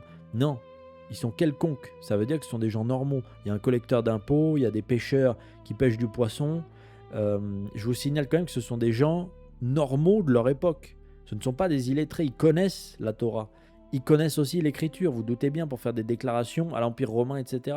Bref, le Christ leur dit « Qui vous écoute, m'écoute, qui vous rejette, me rejette, et qui me rejette, rejette celui qui m'a envoyé. » Cette parole dépasse la simple recommandation d'écouter de bons enseignants. Jésus identifie l'accueil de ses envoyés à l'accueil de sa propre personne. Leur autorité ne vient pas de leur intelligence, de leur éloquence ou de leur sainteté personnelle. Elle procède de celui qui les envoie comme le Fils est envoyé par le Père. Les apôtres sont envoyés par le Fils. Après sa résurrection, Jésus leur déclare précisément « De même que le Père m'a envoyé, moi aussi je vous envoie ». Cette comparaison est considérable. L'envoi des apôtres prolonge dans l'histoire l'envoi du Christ. Il ne remplace pas Jésus comme s'il avait cessé d'agir. Ils deviennent des instruments visibles par lesquels son autorité demeure présente. Rejeter leur enseignement légitime, ce n'est donc pas seulement désapprouver une opinion humaine, c'est refuser l'autorité de celui qui les a mandatés. Le Christ ne leur confie pas seulement la mission générale d'annoncer l'évangile, il leur donne des pouvoirs déterminés. Après avoir soufflé sur eux, donc c'est le Spiritus, il dit « Recevez l'Esprit Saint. À qui vous remettrez ses péchés, ils seront remis. À qui vous maintiendrez ses péchés, ils seront maintenus. » Ça, c'est dans l'évangile de Jean. C'est quand même quelque chose, non ? La rémission des péchés est une prérogative divine. Pourtant, Jésus veut exercer à travers des hommes auxquels il communique l'Esprit Saint. Les apôtres doivent pouvoir discerner si les péchés doivent être remis ou retenus. Leur ministère ne peut donc pas se réduire à annoncer abstraitement que Dieu pardonne. Une décision leur est confiée et cette décision possède une efficacité spirituelle réelle. Jésus leur confie également le pouvoir de lier et de délier. Tout ce que vous aurez lié sur la terre sera lié dans le ciel. C'est pas des mots à prendre à la légère, ça. Et tout ce que vous aurez délié sur la terre sera délié dans le ciel. Dans le langage juif, lier et délier désigne notamment l'autorité d'interdire ou de permettre, de juger les comportements et de rendre des décisions doctrinales ou disciplinaires. Le Christ ne dit pas seulement que les apôtres pourront donner des conseils, il promet que leurs décisions légitimes sur la terre seront ratifiées au ciel. Cette autorité est exercée dans une communauté visible. Il est ainsi écrit que lorsqu'un frère refuse d'écouter des avertissements personnels, Jésus dit « Dis-le à l'Église. S'il refuse encore d'écouter l'Église, considère-le comme un païen et un publicain. » Ça, c'est dans Matthieu 18, 17. Une Église que l'on doit pouvoir saisir d'un conflit concret ne peut pas être une réalité purement invisible ou purement personnelle avec des groupes spontanés à droite à gauche. Elle doit pouvoir être identifiée, consultée et entendue. Elle doit avoir la capacité de juger et ses décisions doivent engager les consciences. Jésus ne dit pas que chacun consulte seulement sa propre lecture des Écritures. Il désigne l'Église avec un grand E comme autorité ultime dans le règlement du différend. Donc on fait comment s'il n'y a pas d'Église centralisée et qu'il y en a 5 milliards ? Cette Église ne reçoit pas son autorité après coup, elle est fondée par le Christ lui-même. À Césarée de Philippe, Jésus demande à ses disciples qui ils disent qu'il est. Simon répond alors « Tu es le Christ, le Fils du Dieu vivant ». C'est Matthieu 16, 16. Jésus lui déclare alors « Heureux es-tu, Simon, fils de Jonas. Ce n'est pas la chair et le sang qui t'ont révélé ça, mais mon Père qui est aux cieux. Et moi je te le déclare, tu es Pierre, et sur cette pierre je bâtirai mon église, et la puissance de la mort ne l'emportera pas sur elle. » Excusez-moi, on fait quoi de cette phrase du coup ? Tu es Pierre, et sur cette pierre je bâtirai mon église, et la puissance de la mort ne l'emportera pas sur elle. On fait quoi avec cette phrase ? Le Christ ne promet pas de bâtir plusieurs églises concurrentes, chacune fondée sur une interprétation différente de son enseignement. Il dit « mon église ». Il n'a pas dit « mes églises ». Celle-ci lui appartient parce qu'il en est le bâtisseur. Elle est une et elle doit demeurer malgré les attaques des puissances de la mort. La promesse est inséparable du changement de nom de Simon. Dans la Bible, Dieu ne change pas le nom d'un homme sans lui confier une mission particulière. Abraham devient Abraham lorsqu'il est établi père d'une multitude. Il reçoit la particule divine. Jacob devient Israël lorsqu'il reçoit une vocation nouvelle dans l'histoire du peuple de Dieu et qui devient complet, accompli et puissant. Rappelez-vous la vidéo que j'ai faite sur le sujet. Simon devient Pierre au moment où il reçoit une fonction fondamentale dans l'Église. Excusez-moi, si vous avez admis que Jésus est Dieu, Dieu vient de changer le nom de Simon en Pierre. Pourquoi ? Certains tentent d'opposer Pierre et la pierre. Pas Vincent, la pierre. La pierre. Comme si Jésus avait voulu dire « Tu es Pierre, mais je bâtirai mon église sur autre chose que toi. » Pourtant, la structure de la phrase établit précisément un rapport entre le nom donné à Simon, donc Shimon, comme Shimon Bar Yochai, et le fondement annoncé. Dans la langue araméenne parlée par Jésus, le même mot Képhas désigne Pierre et la pierre. Tu es Képhas, et sur ce Képhas je bâtirai mon église. Ça ne signifie pas que Pierre remplacerait le Christ. Saint Paul affirme que personne ne peut poser d'autre fondement que celui qui s'y trouve. Mais le même apôtre enseigne aussi que l'Église est intégrée dans la construction qui a pour fondation les apôtres et les prophètes. Et la pierre angulaire, c'est le Christ, Jésus lui-même. Le Christ est donc le fondement premier, invisible, irremplaçable, immuable. Mais il peut établir des fondements ministériels qui dépendent entièrement de lui. L'autorité de Pierre ne concurrence pas celle du Christ, elle en procède. Jésus poursuit. Je te donnerai les clés du royaume des cieux. Tout ce que tu auras lié sur la terre sera lié dans les cieux, et tout ce que tu auras délié sur la terre sera délié dans les cieux. C'est Matthieu 16, 19. On fait quoi de cette phrase du coup si on rejette Pierre ? On fait quoi ?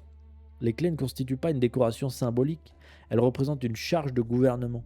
Cette image renvoie notamment à la prophétie d'Isaïe concernant l'intendant de la maison royale. Je mettrai sur son épaule la clé de la maison de David. S'il ouvre, personne ne fermera. S'il ferme, personne n'ouvrira. Isaïe 22, 22. Dans le royaume de David, le roi pouvait confier à un intendant principal l'autorité sur sa maison. Cet intendant n'était pas le roi, mais il gouvernait au nom du roi. Il exerçait une autorité déléguée qui se manifestait par la possession des clés. Jésus est le Messie, l'héritier du trône de David. Lorsqu'il confie à Pierre les clés de son royaume, il l'établit comme intendant visible de sa maison. Pierre n'est pas le propriétaire de l'Église, il n'est pas la source de la vérité ou de la grâce, mais il reçoit une charge particulière dans le gouvernement du peuple messianique. Et vous comprenez qu'en fait, ça va beaucoup plus loin que Pierre. Pourquoi le texte insiste tant sur quelqu'un qui va mourir quelques décennies après ? Pourquoi ? Le pouvoir de délier et de lier sera également accordé à l'ensemble des apôtres. Les 12 participent donc réellement à l'autorité du Christ. Moi, j'y vois un signe, personnellement, que toutes les églises fondées par les apôtres sont aussi légitimes d'exister pleinement et méritent un respect total et absolu. Je parle de l'église arménienne. Je parle de l'église orthodoxe qui a une histoire encore particulière parce que c'est un schisme à partir de l'église catholique. Vous voyez ce que je veux dire ? Il y en a d'autres encore. Mais Pierre reçoit personnellement les clés, c'est le seul qui est nommé. Il existe ainsi une autorité collégiale des apôtres et au sein de ce collège, une fonction particulière confiée à Pierre. Et là, je ne suis pas en train de faire une guerre contre les orthodoxes et tout, je l'ai dit. Ce sont des frères à 1 milliard %. Et je vous rappelle que l'église catholique le reconnaît ça. Mais j'en veux aux orthodoxes qui ont un mépris pour l'église catholique parce que vous avez oublié cette histoire. Cette primauté apparaît dans l'ensemble des évangiles. C'est vrai que l'Église a dégénéré de bien des manières. Est-ce que le dogme a été touché ? Non, les hommes qui composent sont des dégénérés comme nous tous. Comme nous tous. Est-ce que le dogme a été touché ? Est-ce que le cœur de la foi a été touché ? Non, jamais. Pierre est constamment nommé le premier dans les listes apostoliques, alors que Judas est placé le dernier. Matthieu écrit même le premier, Simon, nommé Pierre. Matthieu 10, 2. Il ne s'agit pas simplement d'un ordre chronologique, puisque Pierre ne fut pas nécessairement le premier disciple. Le mot indique une place de rang, c'est le premier parmi les apôtres. Pierre parle ainsi fréquemment au nom des autres. Il confesse la messianité du Christ le premier. Il demande des explications au nom du groupe. Il reçoit des instructions particulières. Jésus prie spécialement pour lui et lui confie la mission de confirmer ses frères dans leur foi. À l'approche de la passion, Jésus lui dit « Simon, Simon, voici que Satan vous a réclamé pour vous passer au crible comme le blé. Mais j'ai prié pour toi afin que ta foi ne défaille pas. Toi donc, quand tu seras revenu, affermis tes frères. » Satan réclame l'ensemble des apôtres, comme l'indique le pluriel. Mais Jésus prie spécialement pour Pierre au singulier. Cette prière particulière est liée à une mission. Pourquoi il ne prie pas pour tous les apôtres ? Pierre va devoir affermir ses frères pour créer une institution, pour les guider, lui, personnellement. Il ne s'agit pas seulement de retrouver personnellement le courage après son reniement. Pierre reçoit la charge de soutenir les apôtres dans la foi. Après la résurrection, le Christ confirme cette mission sur les rives du lac de Tibériade. À 3 reprises, il demande à Pierre s'il l'aime, puis il lui ordonne « Sois le berger de mes agneaux, sois le pasteur de mes brebis, sois le berger de mes brebis. » 3 fois. 3 fois, c'est Jean 21, 15, 17. Le troupeau appartient au Christ. Ce sont mes agneaux et mes brebis, dit-il. Pourtant, Jésus confie à Pierre la mission de les paître. Pour ceux qui ne savent pas ce qu'est paître, qui n'ont jamais vu de berger, c'est quand on emmène les brebis manger de l'herbe. Pierre devient donc pasteur du troupeau du Christ, sans cesser lui-même d'être une brebis sauvée par le Christ. Cette mission ne se limite pas à prendre soin d'un petit groupe local. Les agneaux et les brebis du Christ désignent l'ensemble de son troupeau. Pierre reçoit une responsabilité pastorale universelle, exercée au nom du pasteur suprême. Le livre des Actes montre immédiatement Pierre remplissant cette fonction. Après l'ascension, c'est lui qui se lève au milieu des frères et explique qu'il faut remplacer Judas afin de restaurer le collège des 12, parce que le nombre 12 est très important et parce qu'il y a 12 trônes dans les cieux, un par tribu d'Israël. À la Pentecôte, c'est encore lui qui prend la parole et proclame publiquement la résurrection. C'est les Actes, chapitre 2, 14. Il appelle les auditeurs à la conversion et au baptême pour se purifier de leurs péchés. C'est Pierre qui prononce la sentence contre Ananie et Saphir lorsqu'ils mentent à l'Esprit Saint. C'est vers lui que l'on conduit les malades. C'est lui qui ouvre pour la première fois l'entrée visible dans l'Église aux païens en baptisant Corneille et sa maison. C'est à qui que Dieu révèle l'histoire des viandes impures et des viandes pures qui sont désormais abolies. Les clés du royaume sont ainsi exercées dans l'histoire. Pierre ouvre d'abord la porte aux Juifs lors de la Pentecôte, puis aux païens dans la maison de Corneille. Dieu est désormais pour tout le monde, plus seulement aux Juifs. Et vous avez vu que Pierre résiste contre ça, parce qu'il est juif. Il veut garder son privilège juif, c'est normal. C'est l'identité juive qui veut ça. C'est le peuple élu qui se bat depuis des centaines d'années, seul contre un monde païen, et maintenant il faut accueillir les païens. Mais on peut le comprendre, Pierre. Il ne crée pas lui-même les conditions du salut, du coup. Il reconnaît et applique, sous la conduite divine, ce que Dieu accomplit, même quand ça le gêne. Cette autorité ne rend pas Pierre impeccable dans tous ses comportements. Il peut avoir peur, se tromper dans sa conduite et mériter une réprimande. Saint Paul le reprend même à Antioche, parce que son attitude envers les chrétiens d'origine païenne contredit pratiquement la vérité qu'il professe. Je vous l'ai dit, c'est un juif authentique, Pierre. Évidemment qu'il a du mépris pour les païens, mais c'est normal, mettez-vous dans ce contexte de l'époque. Mais une faute personnelle n'abolit pas une charge reçue du Christ. Les prophètes de l'Ancien Testament pouvaient pécher sans que leur message inspiré devienne faux. Les grands prêtres pouvaient être indignes sans que leur fonction disparaisse.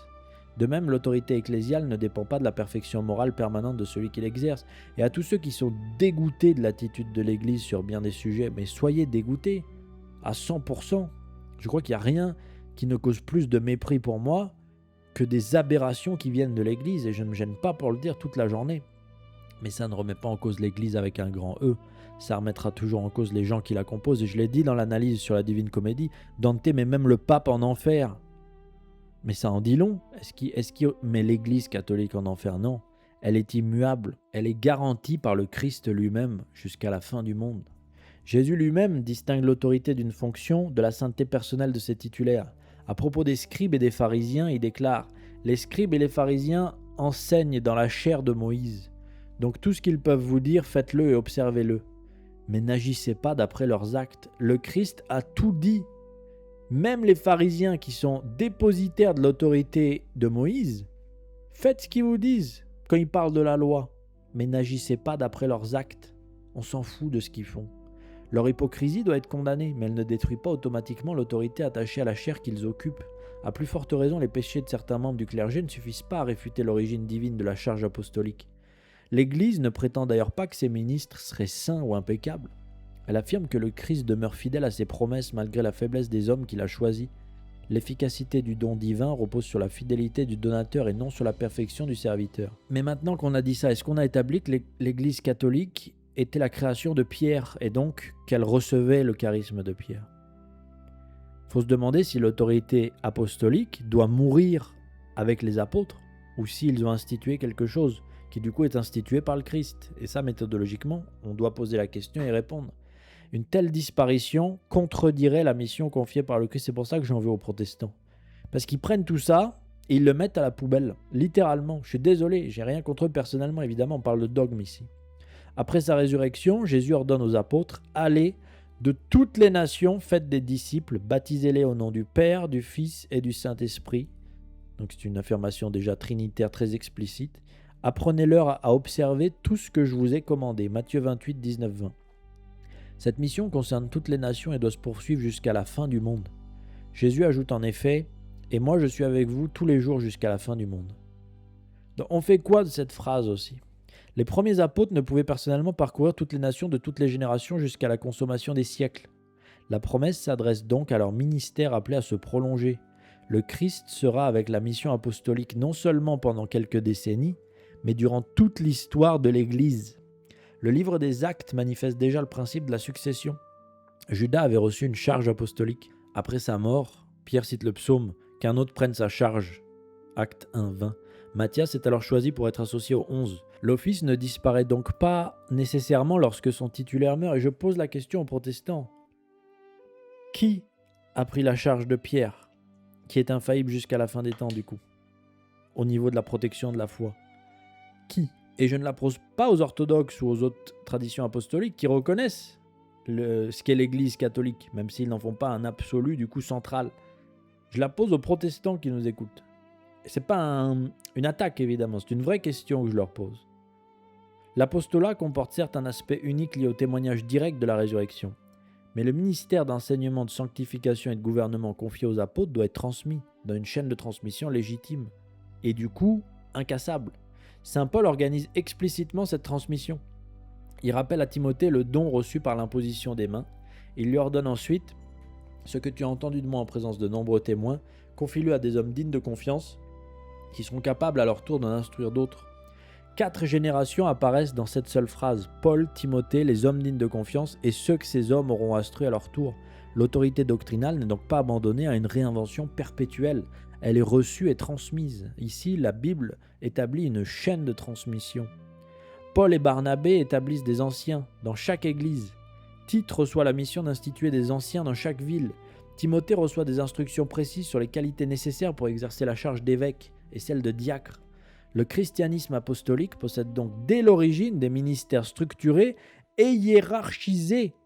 C'est quasi militaire comme ordre. Les croyants ne forment pas une multitude sans pasteur dans laquelle chacun posséderait la même autorité doctrinale et sacramentelle. Des hommes sont établis par imposition des mains pour enseigner, gouverner et veiller sur le troupeau. Saint Paul s'adresse aux responsables de l'église d'Éphèse en ces termes. « Veillez sur vous-même et sur tout le troupeau dont l'Esprit Saint vous a établi responsable pour être les pasteurs de l'église de Dieu. » C'est les Actes des Apôtres chapitre 20 verset 28. Ce ne sont pas seulement les communautés qui choisissent des administrateurs selon leurs préférences. C'est l'Esprit Saint qui établit les pasteurs. Leur fonction possède donc une origine divine, même lorsqu'elle est transmise par un geste humain et visible. L'Épître aux Hébreux demande également aux fidèles « Faites confiance à ceux qui vous dirigent et soyez-leur soumis. En effet, ils sont là pour veiller sur vos âmes, ce dont ils auront à rendre compte. » Hébreux 13, 17. Une telle soumission serait incompréhensible si chaque chrétien constituait lui-même l'autorité suprême en matière de foi. Les pasteurs peuvent demander l'obéissance parce qu'ils auront à répondre devant Dieu des âmes qui leur sont confiées. Cette autorité demeure toutefois subordonnée à la révélation du Christ. L'Église ne possède pas le droit de créer un autre évangile. Saint Paul affirme que même un ange venu du ciel devrait être rejeté s'il annonçait un évangile contraire à celui qui a été reçu, c'est-à-dire celui qui prône la mort et la résurrection du Christ, Dieu incarné. L'autorité catholique n'est donc pas un pouvoir arbitraire placé au-dessus de Dieu. Elle est un ministère de conservation et d'interprétation fidèle aux dépôts reçus. L'Église ne prétend pas être la maîtresse de la révélation, mais sa servante. Paul écrit à Timothée « Garde le dépôt qui t'est confié ». Il lui ordonne encore « Garde le bon dépôt avec l'aide de l'Esprit Saint qui habite en nous ». Et on connaît les dérives de l'Église catholique qui a utilisé l'Écriture pour faire de l'oppression politique. Et elle l'a payé cher, je pense, elle le paye toujours. La foi chrétienne est ainsi un dépôt transmis. Elle ne naît pas à nouveau dans chaque génération à partir d'une lecture individuelle de la Bible. Elle précède les croyants, elle est chargée d'une tradition millénaire. Elle est reçue de ceux qui l'ont eux-mêmes reçue des apôtres. Cette transmission comprend les écrits apostoliques, mais elle ne leur est pas opposée. Saint Paul ordonne aux Thessaloniciens « Tenez ferme et gardez les traditions que nous vous avons enseignées, soit de vive voix, soit par lettres. » On en fait quoi des traditions orales du coup Même, je vais plus loin, des traditions populaires spontanées qui ont souvent précédé des canonisations. L'enseignement apostolique est donc communiqué sous 2 formes, oralement et par écrit. Paul ne dit pas que la tradition orale deviendra sans valeur dès que certains textes auront été rédigés. Il commande de conserver l'une et l'autre. La tradition au sens catholique n'est pas une accumulation de coutumes humaines placées au même niveau que la parole de Dieu. Elle est la transmission vivante de l'enseignement confié par le Christ aux apôtres et transmis dans l'Église sous la conduite de l'Esprit Saint. Le Nouveau Testament lui-même ne fournit aucune liste inspirée de ses propres livres. Les évangiles ne contiennent pas une table des matières indiquant quels écrits devront être reconnus comme canoniques. Il a fallu que l'Église discerne, reçoive et transmette les écrits apostoliques authentiques. C'est pour ça que le sola scriptura n'a aucun sens. Ainsi, affirmer que la Bible est la parole de Dieu suppose déjà l'existence d'une communauté dotée de l'autorité nécessaire pour reconnaître quels livres appartiennent à la Bible. Le sola scriptura, pour ceux qui ne savent pas, c'est que les protestants disent que seule la Bible suffit. Mais du coup, qui dit que la Bible c'est ça? Mais c'était déjà l'Église et l'autorité ecclésiale. Donc, la validité du sola scriptura dépend sur une tradition qui est niée par ceux qui consacrent le sola scriptura. L'écriture est une norme inspirée, mais son canon a été conservé et attesté dans la tradition de l'Église. La Bible ne présente d'ailleurs jamais l'Écriture comme l'unique autorité fonctionnant indépendamment de l'Église. Saint Paul déclare au contraire que l'Église du Dieu vivant est colonne et soutien de la vérité elle-même. Il ne dit pas que l'Église serait l'origine de la vérité. Dieu seul est la source de la vérité, mais l'Église en est la colonne et le soutien. Elle la porte, la défend et la rend publiquement visible. Une colonne invisible, qui ne pourrait rendre aucune décision définitive, ne remplirait pas cette fonction. Jésus promet pourtant à ses disciples « L'Esprit de vérité vous conduira dans la vérité tout entière ». C'est Jean 16, 13. Il leur annonce encore que le Père leur donnera un autre défenseur pour qu'il soit avec vous pour toujours. C'est l'Esprit Saint qu'ils vont recevoir. Il faut lire un peu plus loin que le verset du coup. La présence de l'Esprit ne garantit pas que chaque membre de l'Église comprendra immédiatement toute vérité ni que chaque décision pastorale sera parfaite. Elle garantit que l'Église apostolique de Dieu ne sera jamais abandonnée au point de perdre définitivement la foi reçue du Christ lui-même. Et le Christ lui-même a prié pour l'unité visible de ses disciples. Que tous soient un, comme toi, Père, tu es en moi et moi en toi, qu'ils soient un en nous, eux aussi, pour que le monde croie que tu m'as envoyé. L'unité demandée ne peut se réduire à une communion invisible connue de Dieu seul, puisque cette unité doit constituer un signe pour le monde. Le monde doit pouvoir constater l'unité de l'Église afin de croire. Elle comporte donc une dimension doctrinale, sacramentelle et ecclésiale visible. Saint Paul exhorte de même les chrétiens à garder l'unité de l'esprit par le lien de la paix. Il affirme « Comme votre vocation vous a tous appelés à une seule espérance, de même il y a un seul corps et un seul esprit, il y a un seul Seigneur, une seule foi, un seul baptême, un seul Dieu et Père de tous. » Un seul Seigneur correspond à une seule foi, un seul baptême et un seul corps. La division permanente en communautés contradictoires enseignant des doctrines incompatibles tout en revendiquant chacune l'autorité de l'Écriture ne peut constituer l'accomplissement normal de cette unité. L'unité ne signifie pas que toutes les différences légitimes doivent disparaître. L'Église catholique comprend des traditions liturgiques, spirituelles et disciplinaires diverses. Regardez l'Église catholique grecque par exemple, et même du coup l'Église orthodoxe avec ses coutumes différentes. Mais cette diversité demeure unie par une même foi, les mêmes sacrements et la même communion avec les mêmes pasteurs. Bah écoutez, on a fini, mais en fait on n'a pas fini parce qu'il reste un sujet crucial à aborder. Et là vous l'attendez, ce sujet, on va changer de registre. Il reste une dernière personne à contempler, puisqu'on n'en a pas parlé jusqu'à maintenant quasiment. Elle ne prend jamais la première place, cette personne, elle ne cherche jamais à attirer sur elle les regards. Elle est voilée, elle ne prononce aucun discours, elle ne revendique aucune espèce de pouvoir. Elle apparaît puis elle s'efface toujours discrètement. Elle parle mais seulement pour conduire vers quelqu'un d'autre. Elle reçoit tout de Dieu et rend tout à Dieu. Et pourtant, lorsque l'Évangile veut nous faire entrer dans le premier signe accompli par le Christ, elle est là. On est aux noces de Cana. Il y a une fête, 2 époux ont réuni leur famille et leurs amis, on mange, on chante, on se réjouit, mais derrière cette joie, il y a un drame qui est en train de se produire. Il n'y a plus de vin. Et dans un mariage juif de l'époque, et même aujourd'hui, dans un mariage tout court, quand il n'y a plus de boisson, c'est mal vu, c'est une très mauvaise image. Ça peut sembler presque insignifiant, il n'y a pas de malade, il n'y a personne qui meurt, personne qui crie. Mais Marie voit ça. Le texte ne dit pas que quelqu'un est venu la supplier. Il ne dit pas que les époux lui ont demandé d'intervenir, il ne dit même pas qu'ils ont compris ce qui était en train de se produire. Marie voit avant qu'on lui demande. C'est une mère de famille, c'est une femme extrêmement sainte et elle voit qu'il n'y a plus de vin. Donc que potentiellement les autres vont être humiliés et avoir la honte. Elle remarque ce que les autres n'ont pas vu. Elle entend la détresse qui n'a pas encore trouvé les mots pour s'exprimer. Et elle pense à la honte, du coup, je vous l'ai dit. Et là, elle dit à Jésus, ils n'ont plus de vin. Elle ne dit pas, il faut du vin, elle dit, ils n'ont plus de vin. Elle ne lui ordonne rien. Elle ne lui explique pas ce qu'il doit faire, elle n'essaie pas de lui imposer sa volonté. Elle dépose simplement devant lui la pauvreté des hommes, toute relative. C'est un truc insignifiant, il n'y a pas mort d'homme. Ils n'ont pas de vin. Toute la prière de Marie se trouve peut-être déjà dans cette phrase. Seigneur, ils n'ont plus de joie, ils n'ont plus de force, ils n'ont plus d'espérance, ils n'ont plus de paix. Ils n'ont plus de quoi poursuivre la fête. Ils avaient préparé tout ce qu'ils pouvaient préparer, mais leurs réserves sont déjà épuisées.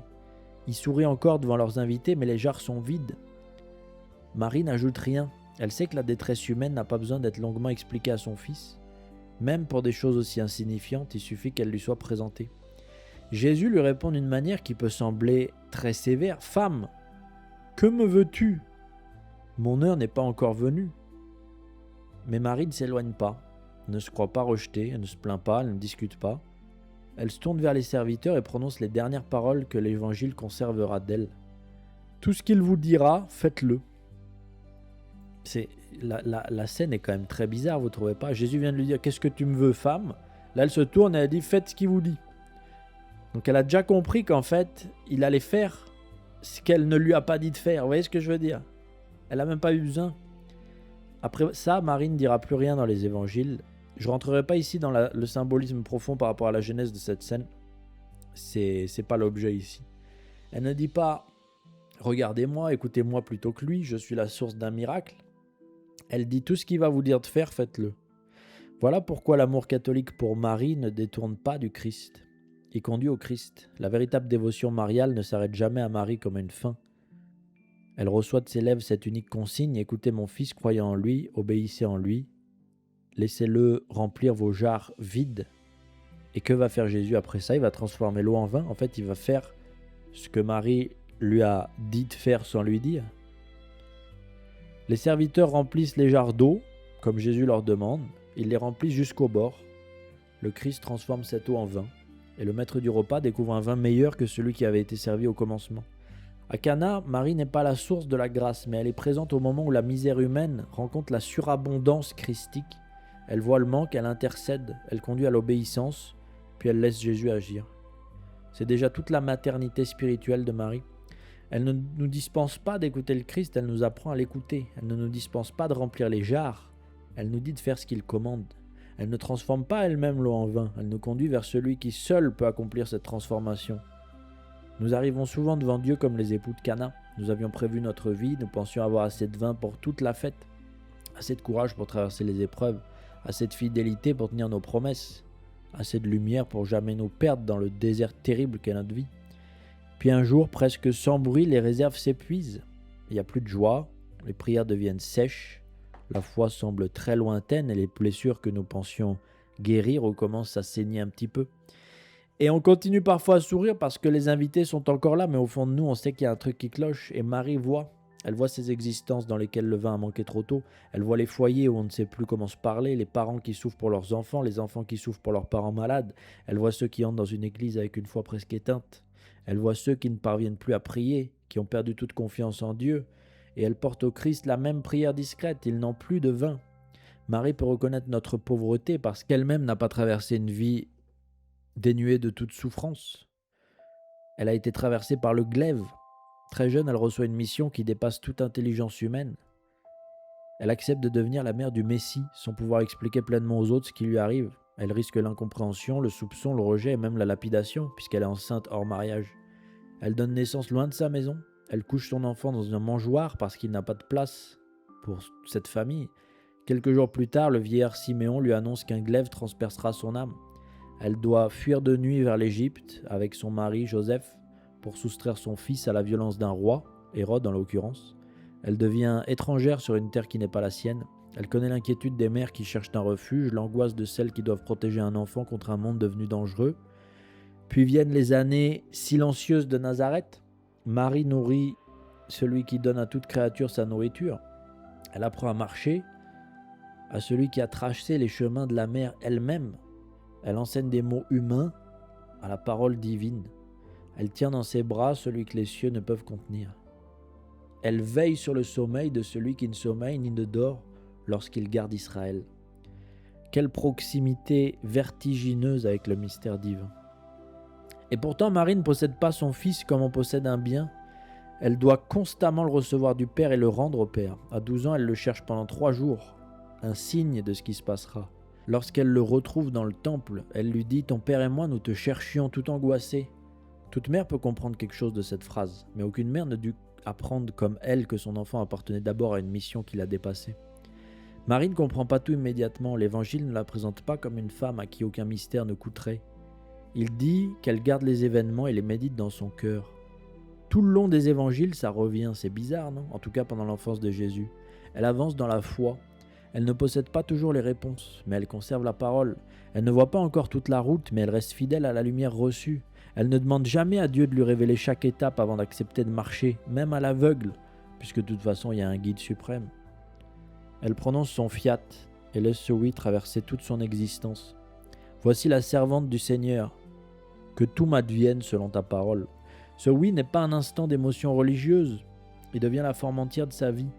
Marie dit oui à Nazareth, elle dit oui à Bethléem, elle dit oui dans la fuite de l'Égypte, elle dit oui dans l'obscurité des années cachées, elle dit oui lorsque son fils quitte la maison, lorsque elle le voit incompris, contesté et rejeté, il se fait cracher dessus par son propre peuple, alors qu'elle a reçu l'information que c'était le Messie des Juifs.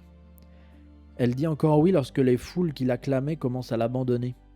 Et enfin, elle doit dire oui au pied de la croix après avoir vu son fils torturé et mis à mort. C'est là qu'on la retrouve après Cana. À Cana, la fête manquait de vin. Au calvaire, le monde semble manquer d'espérance. À Cana, Marie disait, ils n'ont pas de vin. Au calvaire, elle a même plus de mots. Elle est là. Elle n'a pas de doute, mais son cœur est transpercé d'un glaive. L'évangile ne dit pas qu'elle s'effondre, qu'elle maudit les bourreaux ou qu'elle cherche à interrompre la passion. Il dit simplement, près de la croix de Jésus se tenait sa mère. Elle se tenait. Il existe des douleurs devant lesquelles les paroles deviennent bien inutiles. Imaginez votre fils crucifié. C'est quand même quelque chose. Il ne reste que la présence. Marie ne peut pas enlever les clous, elle ne peut pas arrêter le sang. Elle ne peut pas soustraire son fils à l'heure pour laquelle il est venu. Mais elle peut être là. Elle regarde le visage qu'elle avait contemplé dans la mangeoire. Elle voit les mains qu'elle avait tenues lorsqu'il était enfant, maintenant traversées par des clous. Elle voit les lèvres auxquelles elle avait appris les premiers mots humains, désormais desséchés par la soif au bord de la mort.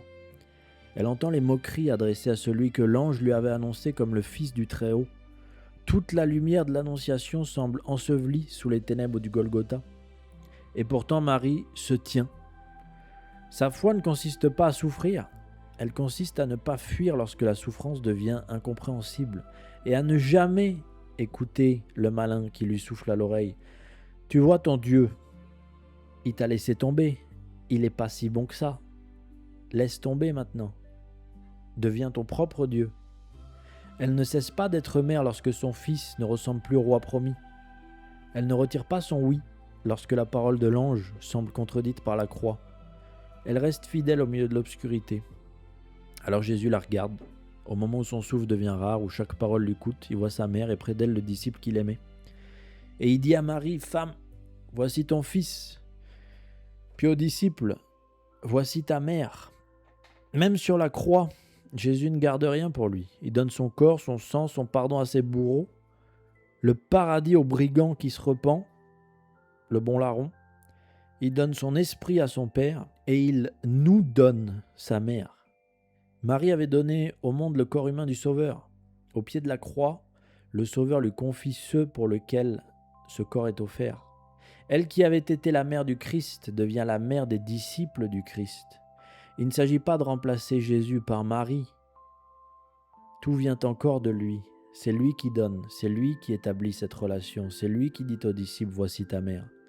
Le disciple bien-aimé ne reçoit pas Marie parce qu'il aurait cessé d'avoir besoin du Christ. Il la reçoit précisément parce qu'il appartient au Christ. Et toute la tradition assimile ce disciple à l'humanité tout entière.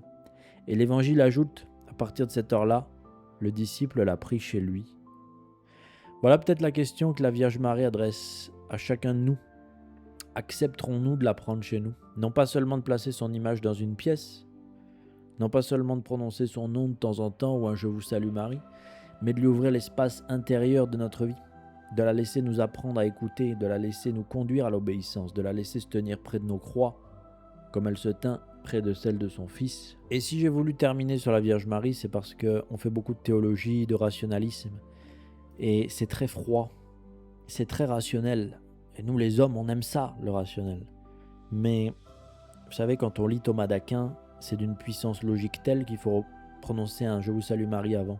Parce qu'il ne faut jamais oublier qu'il y a une sensibilité de la foi particulière qui est bien supérieure à ce que la raison peut apporter. Donc il faut que la foi guide la raison et jamais l'inverse. Et J'espère avoir pu par cette conférence vous apporter tous les aspects du christianisme, partant du rationalisme métaphysique à cette aberration intellectuelle qu'est l'incarnation, à cette sensibilité spirituelle qu'est la Vierge Marie. Je vous remercie pour votre attention et si cette conférence vous a plu, je vous invite tous, autant que vous êtes, à aller dans l'église la plus proche de chez vous et puis à vous taire un petit peu. Ça fera un peu partir le bruit du monde. Je vous remercie et que Dieu vous bénisse.